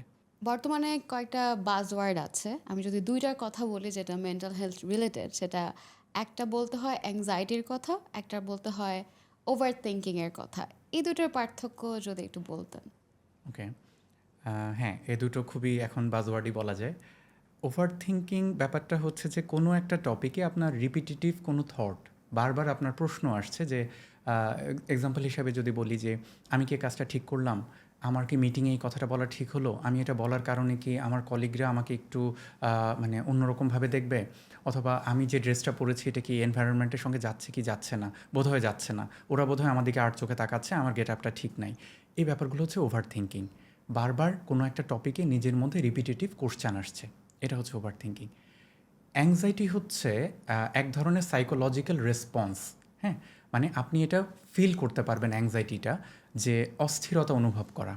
হ্যাঁ, আপনি এটার জন্য প্রচণ্ড রকমভাবে টেন্সড ফিল করবেন, লাইক কাইন্ড অফ আপনার বুকটা ভার হয়ে আসছে, তারপর হচ্ছে যে আপনার বুক ধড়ফড় করছে, মাথা হয়তো বা একটু ঝিঝি ভাব করছে, হ্যাঁ, হাতটা হয়তো বা শেক করছে। এবং অ্যাংজাইটি এক ধরনের থ্রেট ফিল দেয় আমাকে, যে আমার দিনটা বোধহয় খুব খারাপ যাবে, আজ বোধহয় রাস্তায় কোনো একটা অঘটন ঘটবে, আজ বোধহয় আমার পার্টনারের সঙ্গে আমার ঝগড়া হবে, ভয়ঙ্কর রকমভাবে ঝগড়া যদি হয় ও বোধহয় এগুলো এগুলো করবে। সো এই যে আমরা ভয় পাচ্ছি, এটা হচ্ছে অ্যাংজাইটি। অ্যাংজাইটি একটা ফিউচার থ্রেট। আচ্ছা, ওভার থিঙ্কিং হচ্ছে যে আমার কোনো একটা টপিক নিয়ে রিপিটিটিভ কোশ্চেন আসছে আমার মধ্যে। এই হচ্ছে দুটোর একটা তাহলে মিনিমাল পার্থক্য। অ্যাংজাইটি আর প্যানিক অ্যাটাক কি কাছাকাছি আবার? অ্যাংজাইটি আর প্যানিক অ্যাটাক কাছাকাছি হচ্ছে এরকম, যে প্যানিক অ্যাটাক অ্যাংজাইটি থেকে প্যানিক অ্যাটাক টার্ন করতে পারে। আপনার অ্যাংজাইটি হচ্ছে এটা প্যানিক অ্যাটাকের দিকে যেতে পারে। প্যানিক অ্যাটাক হচ্ছে অ্যাংজাইটির একটা চূড়ান্ত রূপের মতো। আপনার ভয়ঙ্কর রকমভাবে মনে হবে যে আমি বোধহয় মারা যাচ্ছি, আমার বোধহয় লাইফে আর কিছু নাই, এটাই বোধহয় শেষ। প্যানিক অ্যাটাক হওয়ার সময় আমরা অনেক সময় স্টাক হয়ে যাই। আমি যে বিছানা থেকে উঠে হাঁটবো এই জায়গাটাও, এই সিদ্ধান্তটাও আমরা নিতে পারি না, বা ফোনটা নিয়ে আমরা যে কাউকে কল করব এটাও মনে হয় যে আমি সেটা পারবো না। প্যানিক অ্যাটাক অনেক সময় এরকম ফিল দেয় যে আমার বোধহয় আর কোনো আশা নাই, আমার বোধহয় আর কিচ্ছু করার নাই। সো এই ধরনের একটা ফিল দেয়। অ্যাংজাইটি থেকেই প্যানিক অ্যাটাক আসতে পারে। এই তিনটাই যেহেতু মেন্টাল হেলথের খুব ডেঞ্জারাস ইস্যু, মানে আপনার ডেফিনেশনটা থেকে আমার তাই মনে হচ্ছে, একটু ছোট্ট করে যদি বলতেন যে ইনস্ট্যান্ট কিভাবে এখান থেকে আমরা রিলিফ পেতে পারি, বা কোনো সলিউশন কি আছে কিনা? ওকে, এটার দুটো সলিউশন, একটা হচ্ছে শর্ট টার্ম সলিউশন, একটা হচ্ছে লং টার্ম সলিউশন। লং টার্মে যাওয়ার জন্য আসলে সেশন প্রসিডিওর ফলো করতে হবে, এবং আমরা যখন দেখি যে এটা খুব এক্সট্রিম লেভেলে চলে যাচ্ছে, আমরা অনেক সময় ক্লিনিক্যাল সাইকোলজিস্ট অথবা সাইকিয়াট্রিস্টের কাছে রেফার করি। হ্যাঁ, বাট এটার ছোটো ছোটো কিছু জিনিস আছে যেগুলো আমরা নিজেরাই খুব কন্ট্রোল করতে পারবো ইমিডিয়েটলি। ব্যাপারটা অনেকটা এরকম, ধরুন আপনি রাস্তা দিয়ে হেঁটে যাচ্ছেন, হঠাৎ ঝুমঝুম করে বৃষ্টি নামলো, আপনি কি করবেন? একটা আশ্রয় খুঁজবো রাইট, যেখানে আমি রাইট, ভিজবো না। রাইট। আমার ব্যাগে যদি ছাতা থাকে, প্রথমে আমি ছাতাটা খোলার চেষ্টা করব, আর যদি ছাতা না থাকে আমি কি করব? আমি একটা শেডে শেডে গিয়ে চলে দাঁড়াবো। যাব। কিন্তু আপনি কি মেঘের উপর উঠে মেঘটাকে সরিয়ে বৃষ্টিটাকে থামানোর চেষ্টা করবেন? সেটা আপনি এটা আমার করবেন না। পক্ষে সম্ভব না। সম্ভব না। সো এই ধরনের ওভার থিঙ্কিং, প্যানিক অ্যাটাক বা অ্যাংজাইটি বৃষ্টির মতো হঠাৎ হঠাৎ করে আমাদের মনের মধ্যে চলে আসতে পারে। আমি এটাকে দুম করে লাইফ টাইমের জন্য সরিয়ে ফেলতে পারবো না, কিন্তু আমি কি পারবো? নিজেকে প্রোটেক্ট করতে আচ্ছা, আমি পারবো। একটু থামাই। আমরা মনে হয় ওই সিচুয়েশনে চাই যে মেঘের উপর উঠে মেঘটাকে সরিয়ে বৃষ্টিটা থামাতে, তাই না? আমরা, হ্যাঁ, মানে আমরা চিন্তা করি যে মেঘটাই যেন না জমে, বৃষ্টিটাই যেন না আসে। হ্যাঁ, সেটাও সম্ভব। এটা একটা লং টার্ম প্রসিডিওরের, একটা সেশন প্রসিডিওরের ভেতর দিয়ে যেতে হবে। বাট ইনস্ট্যান্ট আপনার প্যানিক অ্যাটাক হচ্ছে, অ্যাংজাইটি হচ্ছে, তখন আপনি কি করবেন? তখন কিছু ছোট ছোট টুল আছে, সাইকোলজিক্যাল টুল আছে, ট্রিক আছে, এগুলো অ্যাপ্লাই করে সেখান থেকে বের হওয়া যায়। যেমন সবার আগে আমরা যেটা বলি ব্রিদিং প্র্যাকটিস। আচ্ছা, হ্যাঁ, একটু সোজা হয়ে বসে আমি একদম আমার মেরুদণ্ডটাকে সোজা করে বসলাম, চোখটাকে বন্ধ করলাম, লম্বা করে আমি নাক দিয়ে নিঃশ্বাস নিলাম, কিছু সময় আমি হোল্ড করলাম, দেন আস্তে করে মুখ দিয়ে আমি নিঃশ্বাসটা ছেড়ে দিলাম। এটাকে অনেক সময় আমরা বক্স ব্রিদিং বলি, যে আপনি 4 সেকেন্ড নিলেন, 4 সেকেন্ড হোল্ড করলেন, 4 সেকেন্ডে ছাড়লেন, 4 সেকেন্ড আবার হোল্ড করলেন। সো এটাকে আমরা বক্স ব্রিদিং বলি। অনেক সময় হতে পারে যে নাক দিয়ে নিঃশ্বাসটা নিলাম হচ্ছে 4 সেকেন্ডে, কিছুক্ষণ হোল্ড করে ছাড়লাম আমি হচ্ছে 6 সেকেন্ডে। সো এটাও হতে পারে। এভাবে আপনি 5 থেকে 6 বার করবেন, দেখবেন যে অনেকখানি আপনি রিলিফ ফিল করছেন। আচ্ছা, অনেকের ক্ষেত্রে এটা আবার মনে হয় যে, অনেক ক্লায়েন্ট আমাকে বলে যে ভাই এটা করলে আমার আরও অ্যাংজাইটি বাড়ে, পালপিটেশন বেড়ে যায়। তখন আরও কিছু টুল আছে যেগুলো আমরা করি, ইনস্ট্যান্ট হচ্ছে, সেগুলো অ্যাপ্লাই করে ওই প্যানিক অ্যাটাক বা অ্যাংজাইটি থেকে আমরা মুক্তি পেতে পারি। প্যানিক অ্যাটাক বা অ্যাংজাইটি হয় কোনো একটা স্পেসিফিক টপিকে, ব্রেন তখন সেটা নিয়ে ব্যস্ত হয়ে যাচ্ছে, বা ওভার থিঙ্কিং ওটা নিয়ে ব্যস্ত হয়ে যাচ্ছে। যেমন আমি যদি এক্সাম্পল দেই, যে আমি হয়তো বা অনুমান করছি যে এই মুহূর্তে আমার পার্টনার আমার সঙ্গে চিট করছে কিনা, আমার কাছে কিন্তু কোনো এভিডেন্স নাই, কিন্তু আমার এটা মনে হলো। এখন এটা যখন আমার মনে হচ্ছে, আমার ওভার থিঙ্কিং হবে, সেখান থেকে অ্যাংজাইটি হবে, সেখান থেকে প্যানিক অ্যাটাক হবে। আমার ব্রেন কিন্তু এটা নিয়ে ব্যস্ত হয়ে গেল যে আমার পার্টনার এই মুহূর্তে আমার সঙ্গে চিট করছে কিনা। আমি তখন কি করতে পারি? ব্রেনকে অন্য কাজে ব্যস্ত করে দিতে পারি। হ্যাঁ, কীভাবে? ব্রেনকে আমি কোনো কাজ দিয়ে দিলাম, আমি 100 থেকে 11 মাইনাস করলাম।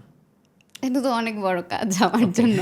100 থেকে 11 মাইনাস করলে কত হচ্ছে? 89। আমি 89 থেকে 11 মাইনাস করলাম, কত হয়? জানি না, 78। Girl math. আচ্ছা, তারপর আমি 78 থেকে 11 মাইনাস করলাম।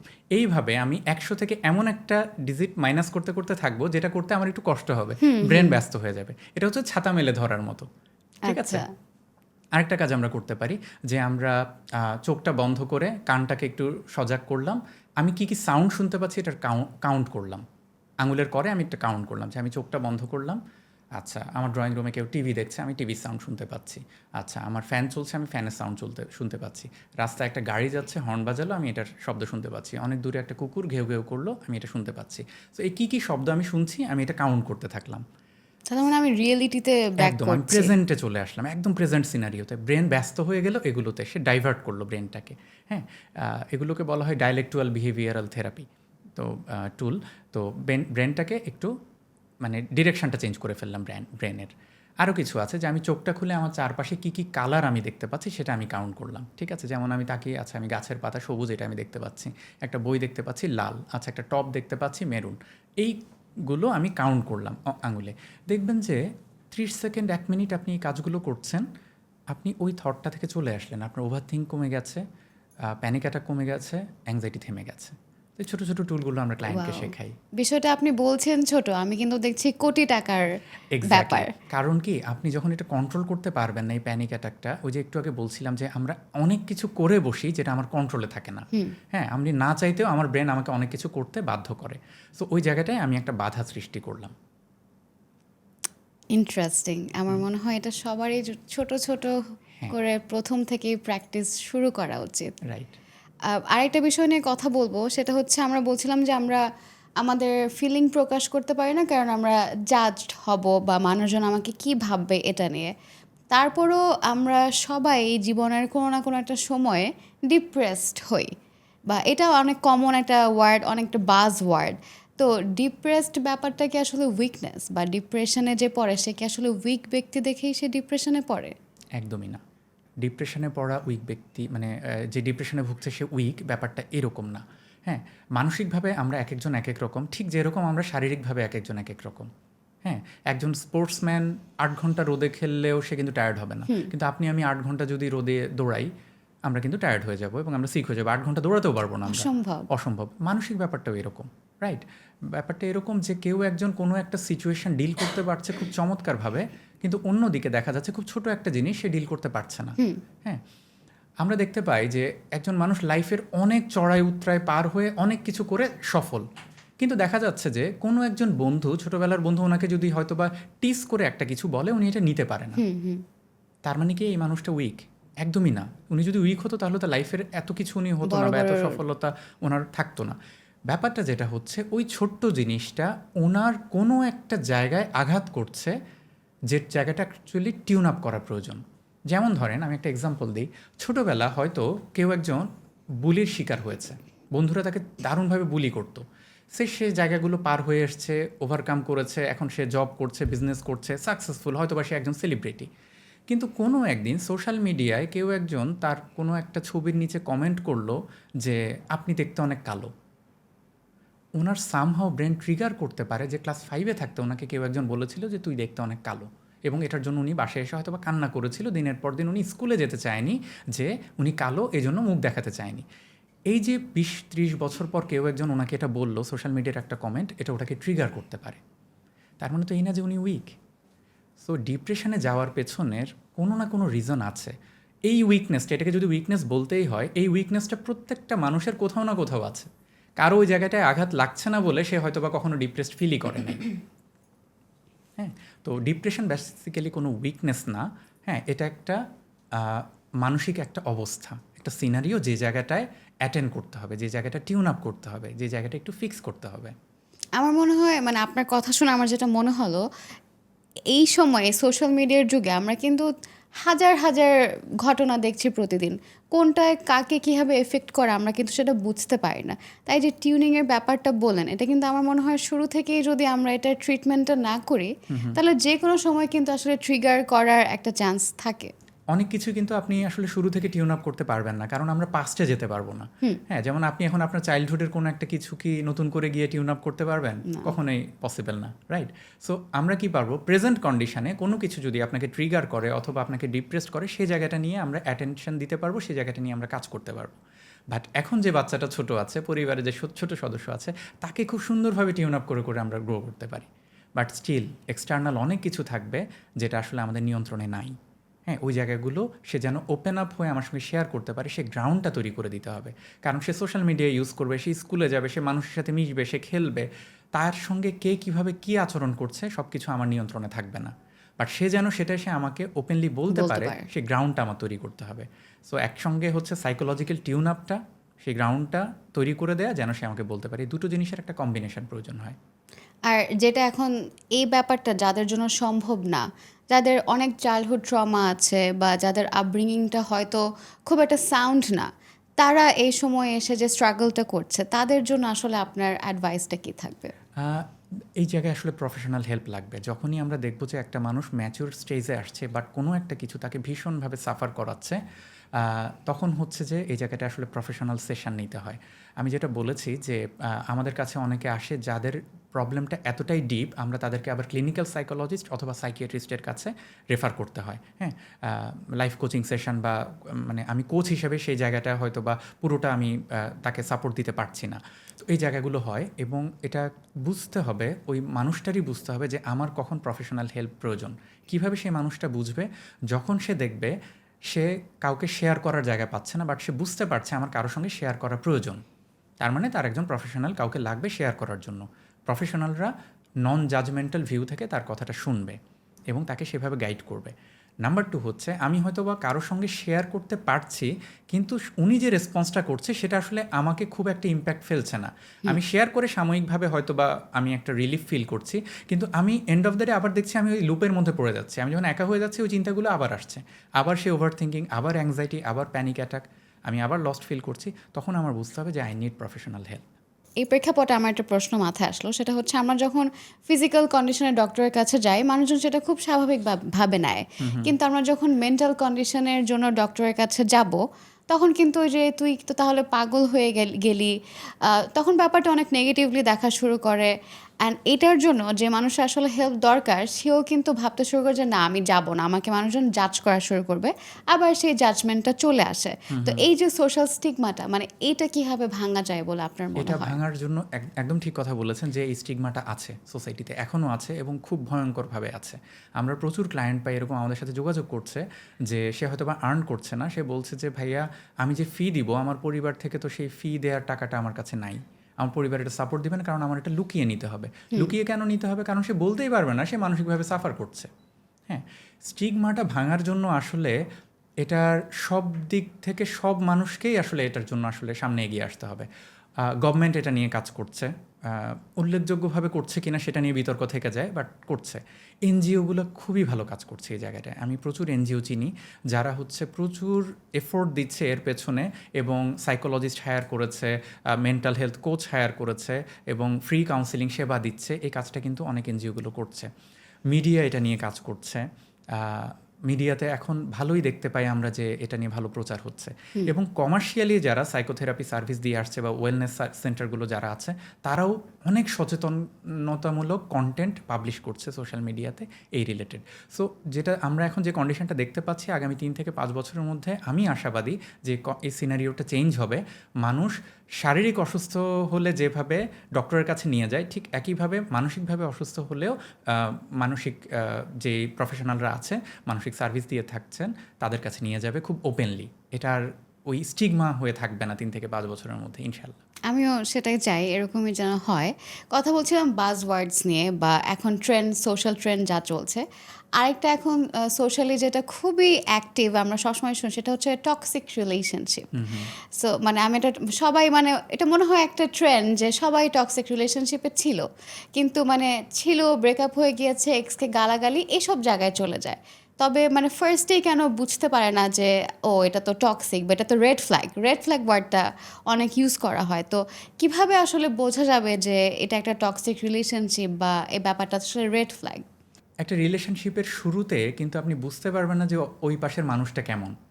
আমরা যেটা খুব বেশি দেখতে পাই এখন সেটা হচ্ছে যে শুরুতে পার্টনারদের মধ্যে একজন, এটা এটা আমরা দেখতে পাই আর কি, সব ক্ষেত্রে এটা না, বাট এটা খুব হরহামেশাই হচ্ছে, একজন খুব লাভ বোম্বিং করছে।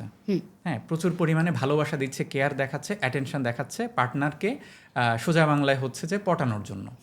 বাট যখন ওই মানুষটা দুর্বল হয়ে যাচ্ছে আমার প্রতি, পটে যাচ্ছে সোজা কথায়, তখন আমার একটা ডিফারেন্ট ক্যারেক্টার আমি দেখাতে শুরু করি। সেই কেয়ার বা অ্যাটেনশনটা আমার আস্তে আস্তে কমতে শুরু করে। আমি যখন তাকে পেয়ে যাই তখন তার প্রতি আমার অ্যাটেনশনটা কমতে শুরু করে। এটা যখন আপনি দেখতে পাবেন যে এই মানুষটা আপনাকে কনভিন্স করার জন্য যে এফোর্টটা দিয়েছে, আপনি কনভিন্সড হওয়ার পরও সেই এফোর্টটা আর নাই, কনভিন্সড হওয়ার পরপরই এই জায়গাগুলো কমে যাচ্ছে, একটু টু দ্য পয়েন্ট আপনি একটু লিস্ট করতে পারেন, আগে সে আমার জন্য এটা করতো এখন এটা করছে না, আগে এটা করতো এখন এটা করছে না। আপনি এটা নিয়ে পার্টনারের সঙ্গে ওপেনলি কথা বলতে হবে, জানতে চাইতে হবে, এক্সপ্লেনেশন চাইতে হবে, আর্গুমেন্টের মতো করে না, ডিসকাশন টোনে, যে তুমি আগে এটা আমার জন্য করতে এখন কেন করছো না। এটার যদি প্রপার লজিক্যাল ব্যাখ্যা না থাকে আপনি বুঝে যাবেন যে এটা একটা রেড ফ্ল্যাগ, সামনে আগানো ঠিক হবে না। অথবা আপনি যদি দেখতে পান যে উনি একই লজিক বারবার দিচ্ছে এবং সেটা অজুহাতের মতো শোনাচ্ছে, সো আপনি আপনার ম্যাচিউরিটি দিয়ে, আপনার কি বলে এটাকে, কমন সেন্স দিয়ে এটাকে আপনি বিচার করে দেন আপনি বুঝতে পারবেন যে আসলে এই মানুষটা আপনাকে কনভিন্স করার জন্য এফোর্টটা দিয়েছে, অ্যাকচুয়ালি আপনার সঙ্গে পুরো জীবনটা কাটানোর জন্য ওই এফোর্টটা উনি দিতে রাজি নন। তখন আসলে আপনার ওই রিলেশনশিপ থেকে সরে আসাটা বেটার হবে। আর টক্সিক রিলেশনশিপ, এটা আমি কিভাবে বুঝবো? টক্সিক রিলেশনশিপ কিন্তু কন্টিনিউয়াসলি টক্সিক থাকে না। মানে হচ্ছে আপনি যখন দেখতে পাবেন একটা মানুষ কন্টিনিউয়াসলি আপনার সঙ্গে খুব বাজে ব্যবহার করছে, আপনাকে খুব জাজ করছে, আপনার প্রতিটা জিনিসে খুঁত ধরছে, ভুল ধরছে, আপনি একটা পর্যায়ে কিন্তু হাঁপিয়ে যাবেন, আপনি বেরোয় আসবেন। টক্সিক রিলেশনশিপে কি হয়, কিছু সময় ভালো, কিছু সময় খারাপ। আপনি একটা দিন ভালো কাটালেন, রাতের বেলা আপনাকে এমন একটা কথা বলে বসলো যেটা আপনাকে আর্গুমেন্টের দিকে নিয়ে যাচ্ছে এবং আপনাকে অনেক বেশি পজিটিভনেস শো করছে। হ্যাঁ, এক্সট্রিম পজিটিভনেসও কিন্তু হচ্ছে টক্সিসিটির একটা বড় উদাহরণ। হ্যাঁ, আমি নিজে অনেক কিছু করছি, যেমন ধরেন আমি বন্ধুদের সাথে আড্ডা দিচ্ছি, অথবা আমি নিজে অনলাইনে এসে আপনাকে টেক্সট করছি না, কিন্তু অপরজন অনলাইনে আসলে আমাকে টেক্সট দিতে হবে, বন্ধুদের সঙ্গে যাওয়া যাবে না, হ্যাঁ, বাইরে এভাবে যাওয়া যাবে না, তুমি গেলে আমাকে বলতে হবে, আমাকে এটা ব্যাক করে আমাকে এটা জানাতে হবে, কিন্তু নিজে সেগুলো ফলো করছি না। হ্যাঁ, এই ব্যাপারগুলো থেকে আপনি বুঝে যাবেন এই রিলেশনশিপটা টক্সিক। এবং আমরা যেটা বলি টক্সিক রিলেশনশিপ, স্টিল টক্সিক রিলেশনশিপেও কিন্তু ভালোবাসা থাকতে পারে। এই জায়গাটায় কিন্তু কাপল কাউন্সেলিং হেল্প করে। হ্যাঁ, আপনি একজন মানে এক্সপার্ট কাপল কাউন্সিলর দেখে তার কাছে গিয়ে দুজনের ব্যাপারটা নিয়ে ডিসকাস করতে পারেন। সেটাও যদি ওয়ার্কআউট না করে এবং পার্টনার যদি কাউন্সেলিং নিতে না চায়, সেক্ষেত্রে আসলে এই ধরনের রিলেশনশিপ থেকে বের হয়ে আসাটা হেলদি হবে।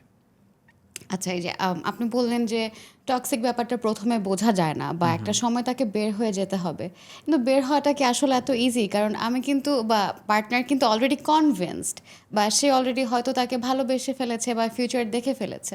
সো ওই জায়গাটা থেকে ব্রেকআপটা অ্যাকসেপ্ট করে বের হয়ে আবার নতুন করে জীবন শুরু করা, এইটা আসলে মানে উপায়টা কি, বা এটা কি আদৌ খুব সহজ ব্যাপার?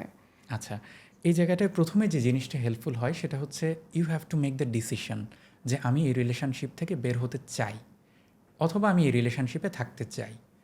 দেন হচ্ছে গিয়ে পরের স্টেপগুলো, আমি বের হওয়ার জন্য আমার কী কী করতে হবে, অথবা রিলেশনশিপে আমি যদি থাকতে চাই কোন কোন কন্ডিশনে আমি থাকবো, কী কী সিচুয়েশন হলে আমি থাকবো।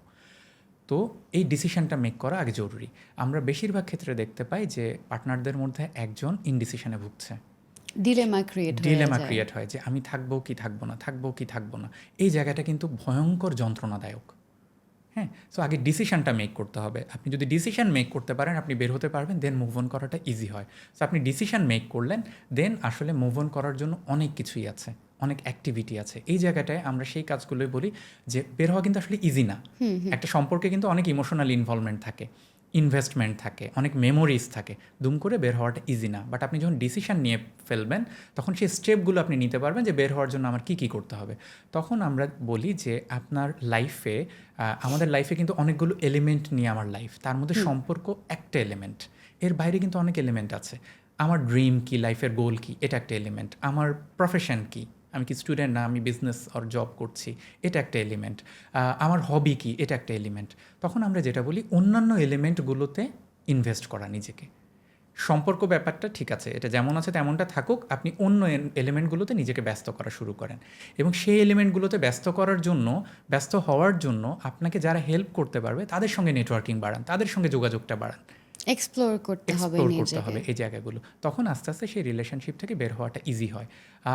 হ্যাঁ, এই জায়গাগুলোতে প্রফেশনাল হেল্প প্রয়োজন হয়, কারণ দুম করে এটা আপনি পারবেন না।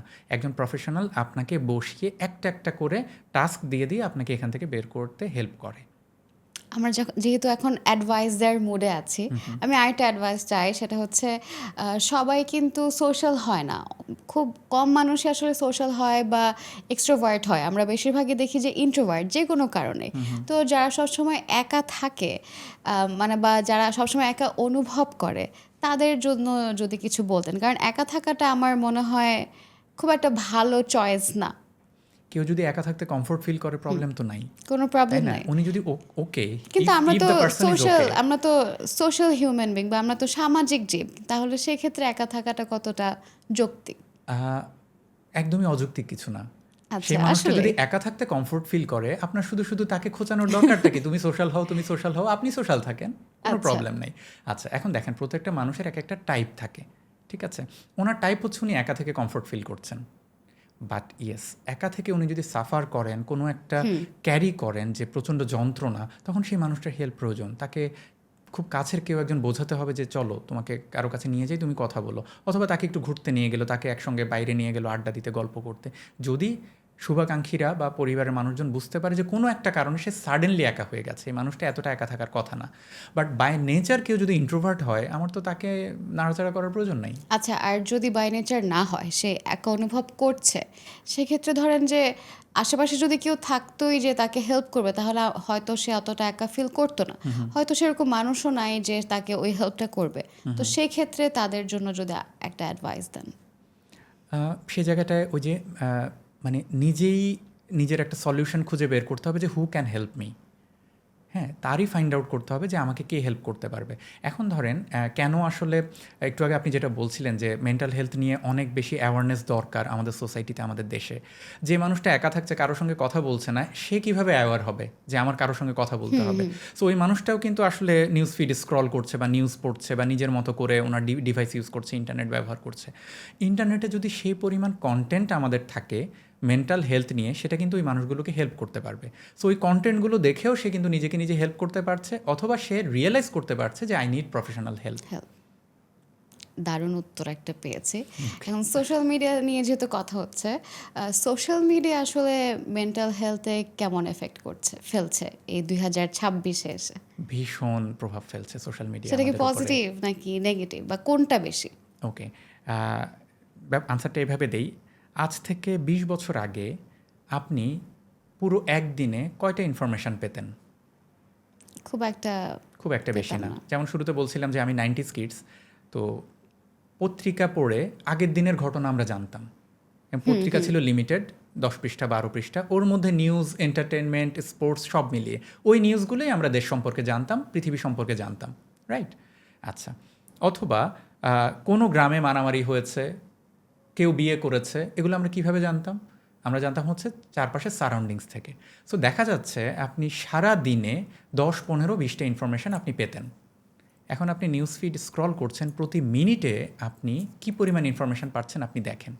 ছোট ছোট স্টোরি, ছোট ছোট নিউজ, ছোট ছোট ক্লিপ, মিমস, আপনি কিন্তু স্ক্রল করছেন, মিনিটেই দেখা যাচ্ছে আপনি 40 থেকে 60টা, 70, 80টা আপনি ইনফরমেশান নিচ্ছেন।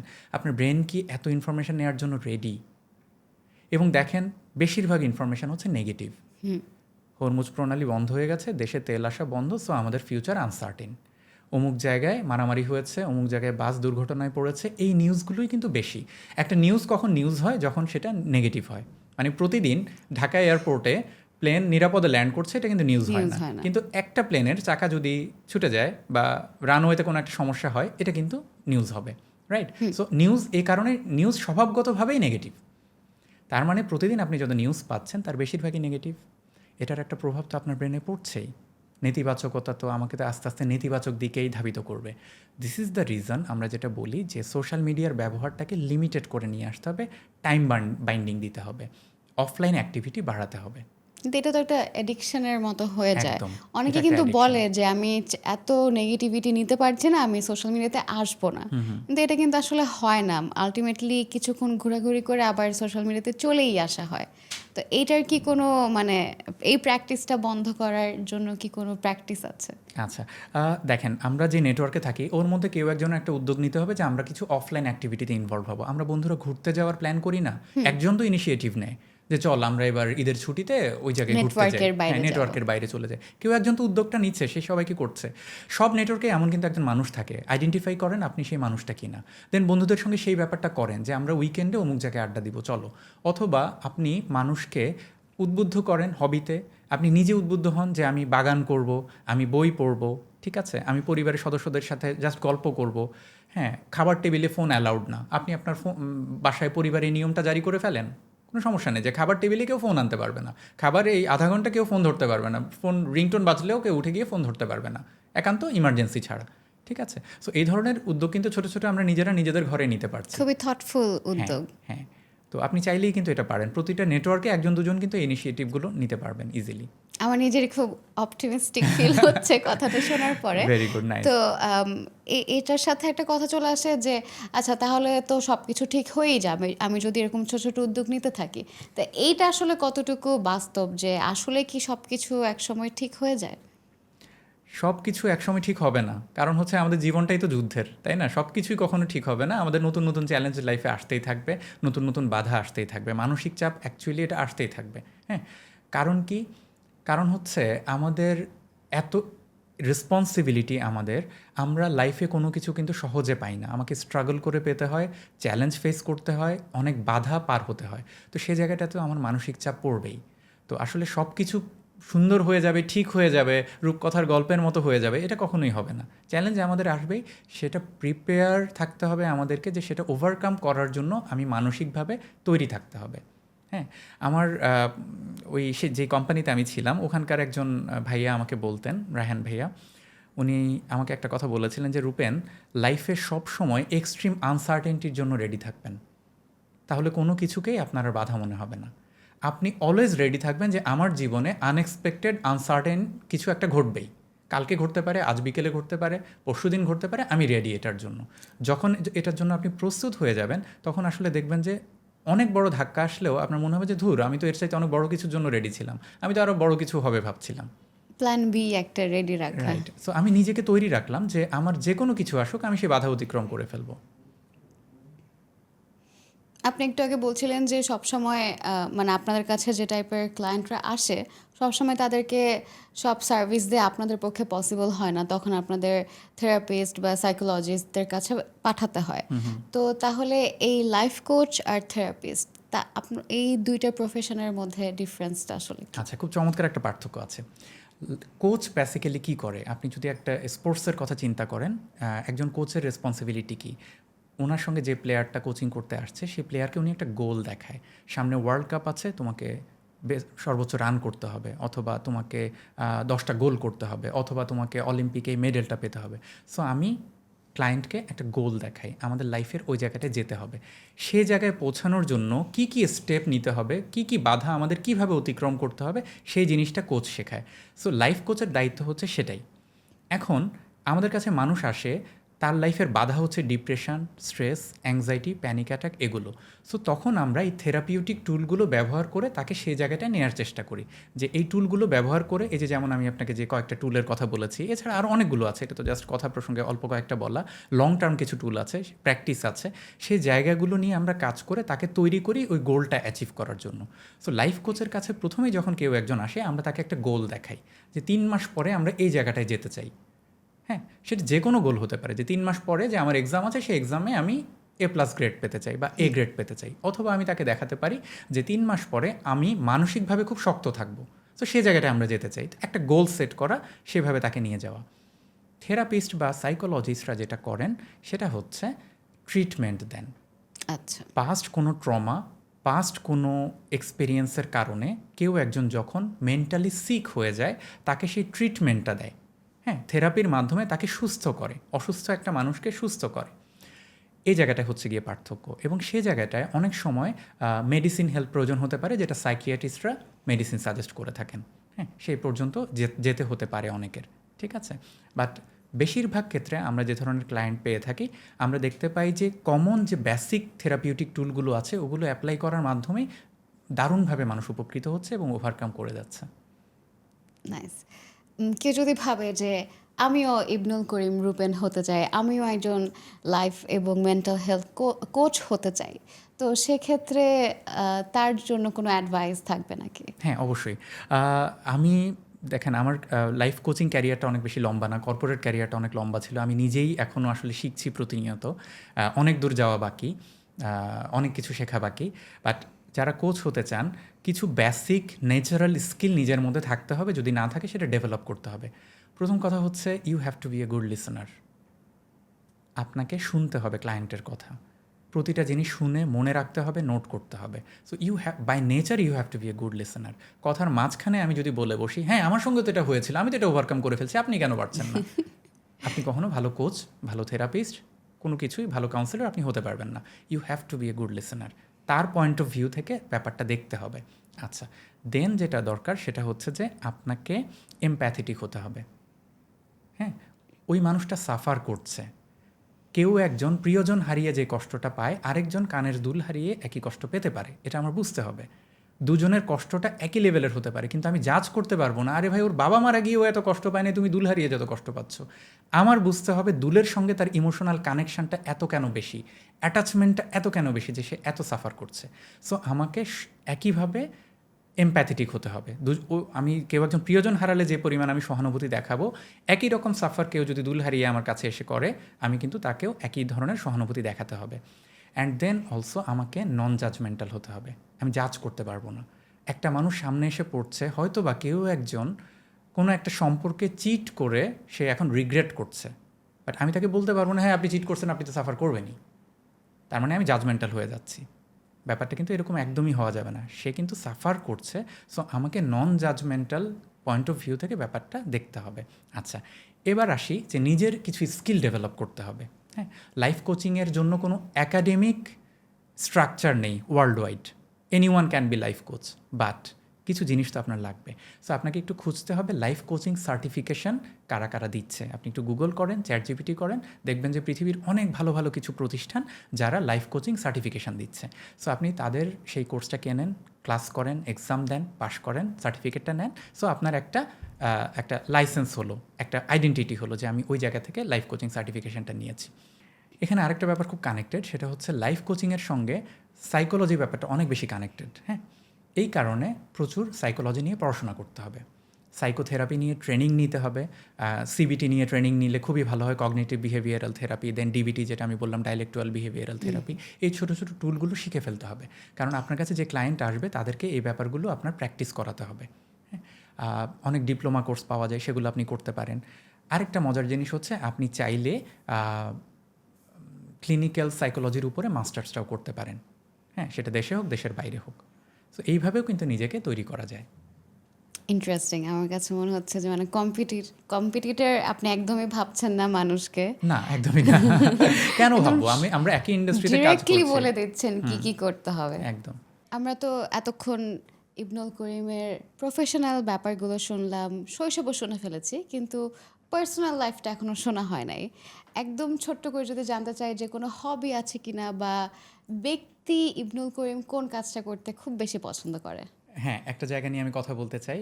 সেটা হচ্ছে যে আমার একটা প্যাশনের আরেকটা জায়গা আছে, সেটা হচ্ছে আমি একজন গার্ডেনিং ইনফ্লুয়েন্সার। আচ্ছা। আমার একটা রুফটপ গার্ডেন আছে যেখানে বিভিন্ন ধরনের ফলের গাছ, সবজির গাছ, ফুলের গাছ আছে। তো এটা শুধুমাত্র আমি আমার জন্য বাগান করছি ব্যাপারটা এরকম না।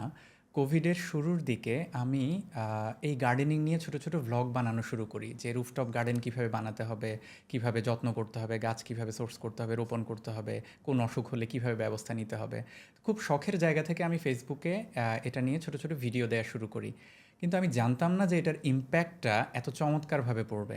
শুধু কোভিড টাইমে আমার ভিডিও দেখে বাংলাদেশ এবং ইন্ডিয়াতে 200-র বেশি মানুষ ছাদ বাগান করা শুরু করেছে। ও মাই গড! হ্যাঁ, এই 200 মানুষ আমাকে মেসেজ করে পেজে জানিয়েছে যে ভাইয়া ছাদ বাগান শুরু করতে চাই, কি কি করতে হবে হেল্প করেন, অথবা আমরা শুরু করেছি এটা আপনাকে জানালাম।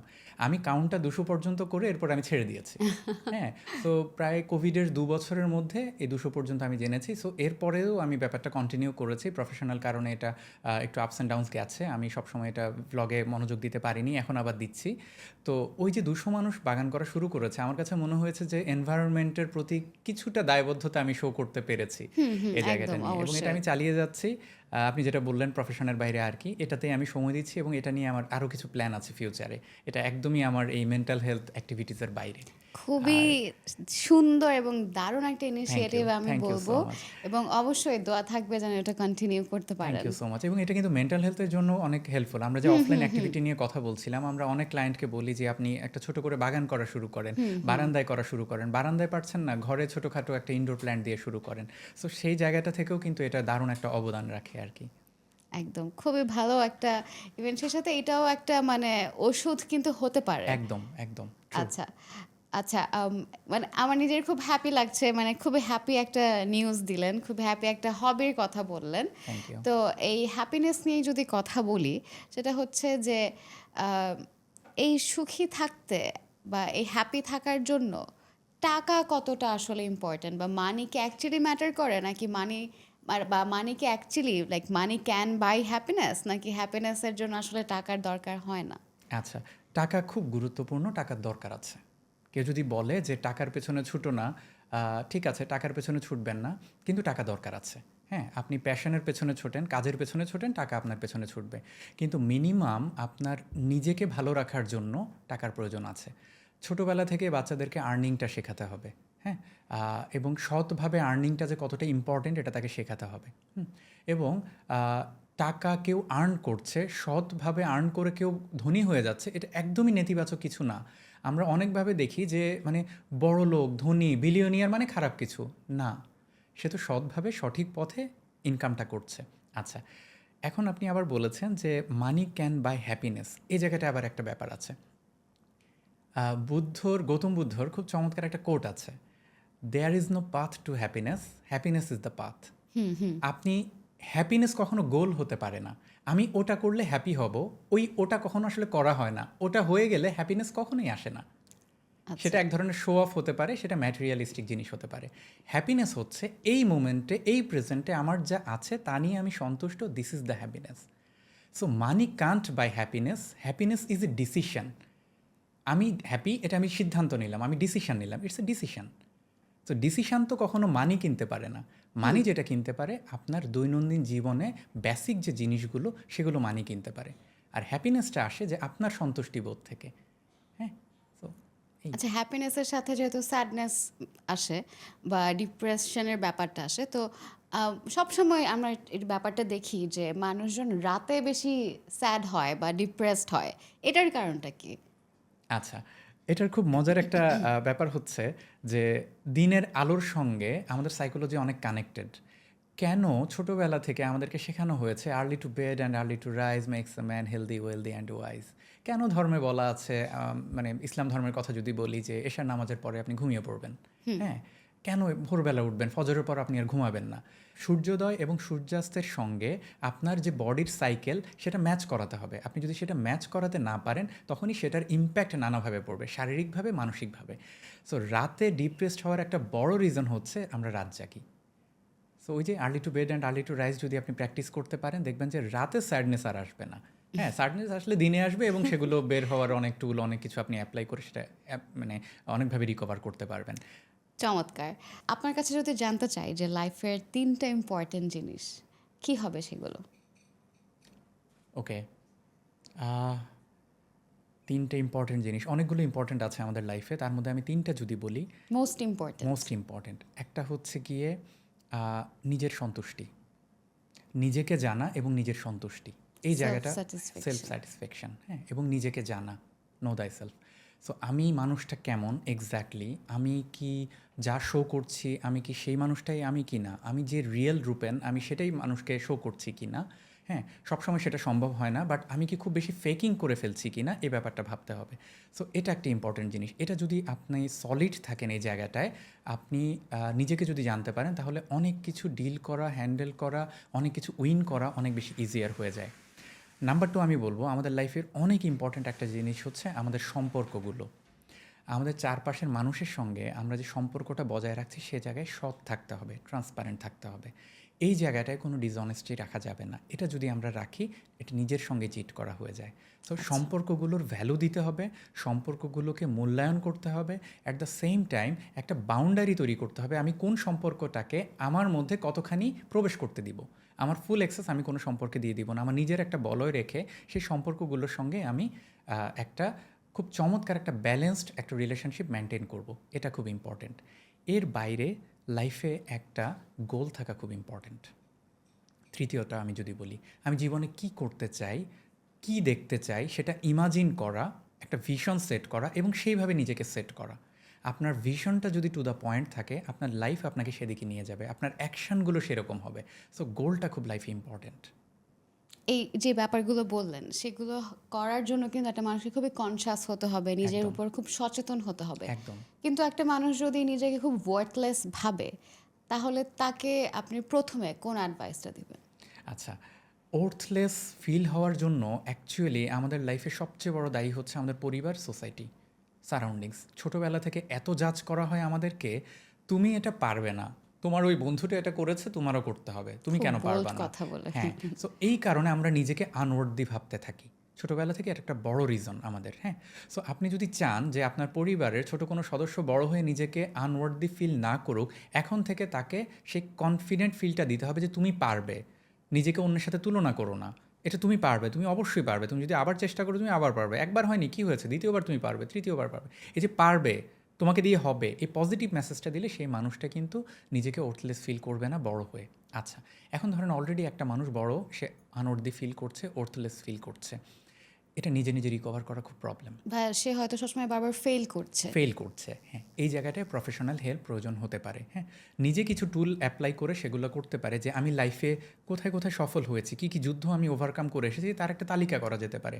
এবং আমি শুরুতে একটা বলেছিলাম যে সেলফ লাভের একটা শিট করা, ওই জিনিসটা যদি আমরা মেনটেন করতে পারি, একটা ডকুমেন্ট করতে পারি এবং সেটা রেগুলার মেনটেন করি, বারবার দেখি, বারবার সেখানে নতুন পয়েন্ট অ্যাড করা যায় কি না, যে আমার শারীরিক বৈশিষ্ট্য, আমার দক্ষতা এবং আমার মানবিক গুণাবলী, এটা কিন্তু আমাকে ওর্দি ফিল করতে হেল্প করবে।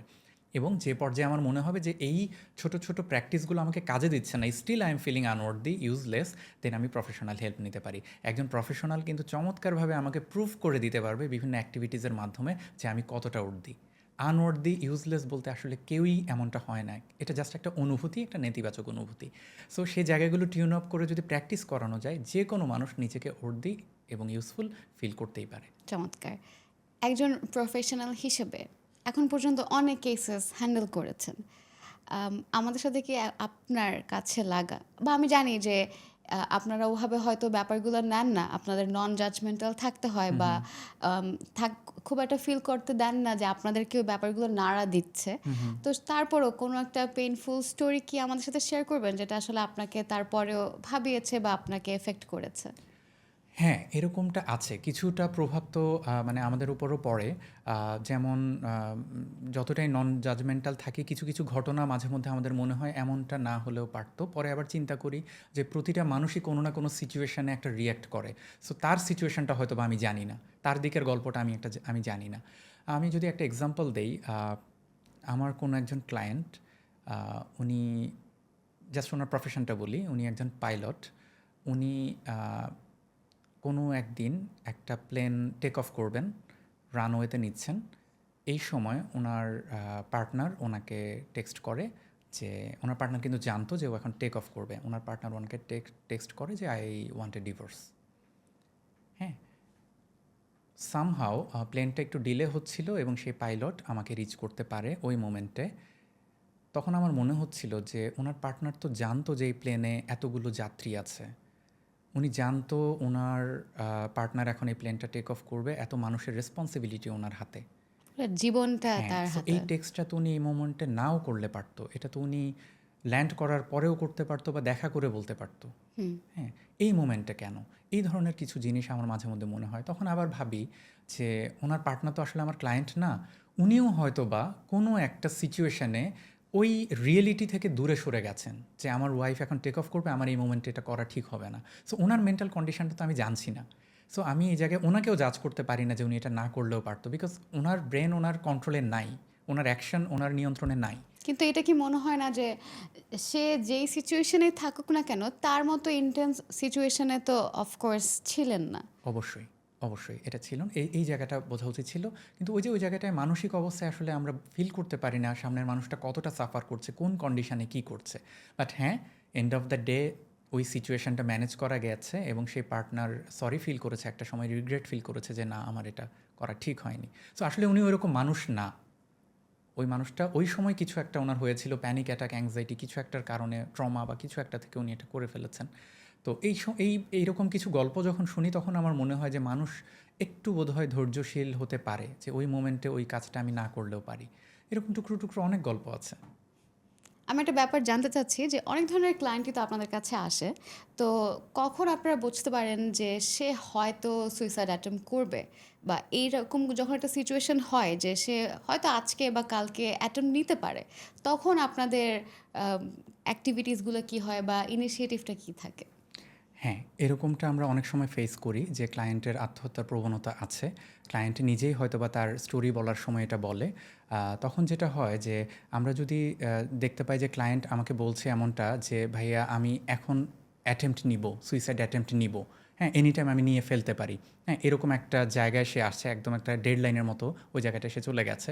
তখন আমাদের যেটা কাজ থাকে, প্রথমে তাকে একটু রিল্যাক্স করা। তার সঙ্গে কথা বলার মাধ্যমে তাকে রিল্যাক্স করা যে, "আচ্ছা ঠিক আছে, আপনার ব্রেনে কী চলছে? কী হচ্ছে? বা হঠাৎ করে এমন কী ঘটলো যে আপনি এতটা উদগ্রীব হয়ে গেলেন আত্মহত্যা করার জন্য?" সো সেটা তাকে শুনি। ওই কথাটা বলতে, বলতে সে অনেকখানি কিন্তু রিলিফ হয়ে যায়। আচ্ছা, আরেকটা ব্যাপার হচ্ছে, যখন মানুষের মধ্যে এই ধরনের একটা নিজেকে হার্ম করার একটা টেন্ডেন্সি জাগে, তখন আসলে সে কিন্তু সারাউন্ডিংসকে ঠিকমতো ফিল করতে পারে না। সে প্রেজেন্টে থাকে না। সে ওই ট্রমাটার মধ্যে ঘোরপাক খেতে থাকে। তখন আমরা যেটা করি, তাকে প্রেজেন্টে নিয়ে আসার চেষ্টা করি। কিছু টুল আছে যেগুলো অ্যাপ্লাই করে আমরা তাকে প্রেজেন্টে আনতে পারি, যে আপনার বাসায় এখন কে কে আছে, আপনি এখন রুমের কোন জায়গাটায় বসে আছেন, আচ্ছা আপনি খাটে বসে আছেন, একটু উঠেন, আমার সঙ্গে কি হাঁটতে হাঁটতে কথা বলা সম্ভব? এই যে তাকে আমরা একটু মনোযোগটা অন্যদিকে নিচ্ছি, এটাই কিন্তু তাকে আত্মহত্যা থেকে ফিরিয়ে আনতে দারুণভাবে হেল্প করে। দেন তাকে একটু আশ্বস্ত করা। মানে এত ছোট একটা ব্যাপার হেল্প করে এত এত ছোট বড় একটা একটা ব্যাপারই হেল্প ডিসিশন করে। থেকে বের হ্যাঁ, করতে? খেয়াল করে দেখেন, আমরা যখন কোনো একটা হার্মফুল কিছু একটা করতে চাই, আমাদের ব্রেনের সব সেল মনে হয় যেন ব্যস্ত ওই কাজটা করতে। আসলে কিন্তু ব্যাপারটা এমন না। হ্যাঁ, আমার ব্রেনের অনেক লেজি সেল পড়ে আছে, যেগুলোকে আমি অ্যাক্টিভ করে দিয়ে ওই যে অস্থির সেলগুলো আছে সেগুলোকে আমি একটু মানে চাপিয়ে দিতে পারি। হ্যাঁ, সো আদার কিছুতে যখন মনটাকে ডাইভার্ট করা হয়, তখন এই জিনিসটা থেকে মানুষ বের হয়ে আসাটা খুব ইজি হয়। এটা হচ্ছে ইনস্ট্যান্ট বলছি আমি। লং টার্মে আরও অনেক কিছু আছে, যেটা আমি বলেছিলাম যে যদি আমরা দেখি যে এটা কোনোভাবেই সলভ করা যাচ্ছে না, তখন হয়তো বা ক্লিনিক্যাল সাইকোলজিস্ট বা সাইকিয়াট্রিস্টের হেল্প নিতে হবে। বাট একজন সুস্থ স্বাভাবিক মানুষ একটা দুটো সেশন নিয়েছে, হয়তো বা তার স্টোরিটা আমাকে বলেছে, সাডেনলি সে এই ধরনের অ্যাটেম্প্ট নেওয়ার জন্য উদ্গ্রীব হয়ে গেল। হ্যাঁ, তখন এই ছোট ছোট টুলগুলো দারুণভাবে কাজে দেয়। সো তাকে হয়তো আমরা একটু জায়গাটা চেঞ্জ করে ফেলতে বলি এবং তার সঙ্গে একটু গল্প করি, তাকে একটু রিল্যাক্স করি, ব্রিদ নিতে বলি এবং তাকে কিছু কাজ দিয়ে দেই এরপরে, যে আপনি একটু এটা এটা করেন, তো করে আমাকে আপডেট দেন, এটা এটা করে হোয়াটসঅ্যাপে আমাকে ছবি দেন, বা ঘুমানোর আগে আমাকে আপডেট দেন। ঠিক আছে, কাল আপনি আমার সঙ্গে দেখা করুন, আমরা এটা নিয়ে ডিটেল কথা বলবো। সো এইভাবে কিন্তু একটা মানুষকে খুব চমৎকারভাবে ফিরিয়ে আনা যায়। আরেকটা জিনিস যেটা হচ্ছে যে মোটিভেশন, এই জায়গাটা দারুণ কাজ করে। তাকে মোটিভেট করা যে ঠিক আছে, তুমি হয়তো প্রমোশন পাওনি দেখে তোমার মনে হচ্ছে যে তোমার সুইসাইড করা উচিত, বাট তোমার কি প্রমোশন পাওয়ার স্কোপ চলে গেছে? তোমার কি জব সুইচ করার স্কোপ চলে গেছে? তুমি কি চাইলেই কালকে থেকে নতুন করে শুরু করতে পারো? সো তাকে নানাভাবে প্রশ্ন করে দেখা যায় যে ওই আনসারগুলো পজিটিভই হয়। বা এখনকার সময়ে সুইসাইডের one of the main reasons থাকে ভালোবাসার মানুষের সাথে কোনো রাইট, সমস্যা হলে, সেই সময় রাইট। আপনারা কি বলেন তখন? আচ্ছা, সো এই জায়গাটায় প্রথমে তাকে হচ্ছে রিল্যাক্স করা। হ্যাঁ, তাকে কোনো একটা অ্যাক্টিভিটি দিয়ে, কাজ দিয়ে, কোনো একটা চিন্তা দিয়ে তাকে হচ্ছে রিল্যাক্স করি আমরা প্রথমে। দেন ওই সম্পর্কটা নিয়ে আমরা একটু তার সঙ্গে কথা বলি যে এই সম্পর্ক তোমাকে ভালো কি দিয়েছে, কি খারাপ দিয়েছে, তুমি কি হারিয়েছো এই সম্পর্ক থেকে, যেটা তুমি লাইফে আর কোনো দিন ফিরেই পাবে না।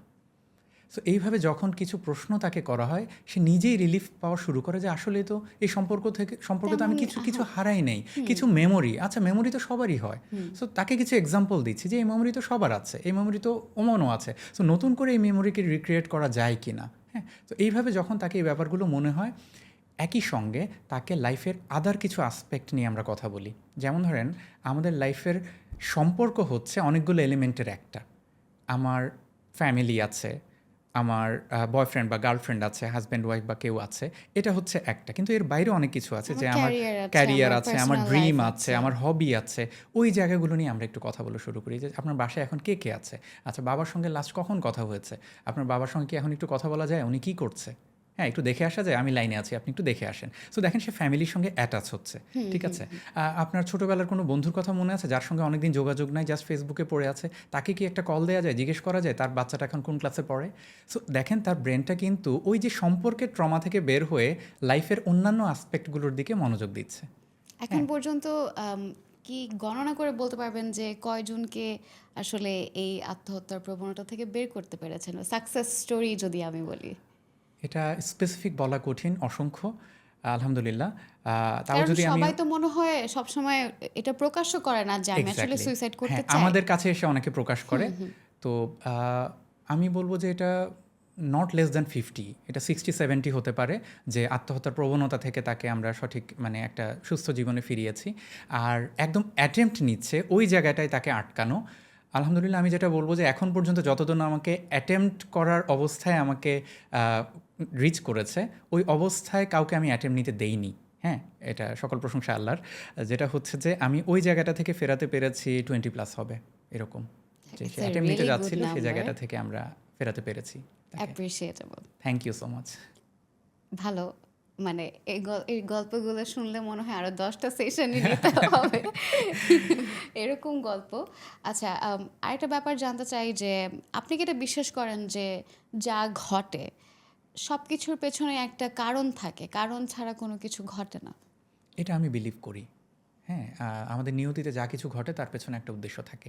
আমি যেমন শুরুর দিকে আপনাকে একটা কথা বলেছিলাম যে আমার লাইফে যা কিছু নেতিবাচক ঘটেছে সেখান থেকে আমি দেখেছি যে তার রেজাল্টটা খুব পজিটিভ ভালো হয়েছে, খুব ভালো হয়েছে। স্টিভ জবসের এক্সাম্পল আমি দিলাম।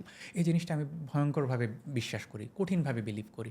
তো যখনই লাইফে কোনো খারাপ কিছু আসে, সে জায়গাটা পার হতে হতে আমি এমন কিছু এলিমেন্ট বা এমন কিছু লার্নিং আমার হয় যেটা আমি পরবর্তীতে আমার জীবনে কাজে লাগাতে পারছি। ইন্টারেস্টিং। আমরা একদম শেষে চলে এসেছি। আজকের এত সুন্দর, মানে এত কিছু শিখলাম এখান থেকে, বাট থ্যাংক ইউ সো শেষ মাচ। তো আসলে করতেই হবে। তবে শেষ করার আগে আমি আপনার কাছে রিকোয়েস্ট করব যে দর্শকদের উদ্দেশ্যে যদি একটা মেসেজ দিতেন। ওকে, দর্শকদের উদ্দেশ্যে আমার যেটা মেসেজ থাকবে সেটা হচ্ছে মেন্টাল হেলথ জিনিসটাকে প্রায়োরিটিতে নিয়ে আসতে হবে। আপনি অথবা আপনার চারপাশের সারাউন্ডিংয়ে কাউকে যদি আপনি দেখেন মানসিকভাবে সাফার করছে, চ্যালেঞ্জ ফেস করছে, এটাকে উপহাস করবেন না, এটাকে তাকে হাসির পাত্র বানাবেন না, তাকে সাপোর্ট দেওয়ার চেষ্টা করবেন, প্রয়োজনে প্রফেশনালের হেল্প নেওয়ার জন্য তাকে উদ্বুদ্ধ করবেন বা নিজে হেল্প নেবেন। অসংখ্য ধন্যবাদ ভাইয়া, খুব ভালো লাগলো আপনার সাথে কথা বলে। থ্যাংক ইউ সো মাচ, আমিও ইনশাল্লাহ খুব এনজয় করেছি। অনেকদিন পর আমার প্যাশন নিয়ে এতগুলো কথা বলতে পারলাম। ইনশাল্লাহ অবশ্যই আরও আড্ডা হবে। সে ইনশাল্লাহ। পর্যন্ত ভালো থাকবেন ভাইয়া। থ্যাংক ইউ সো মাচ, অনেক ধন্যবাদ। ধন্যবাদ।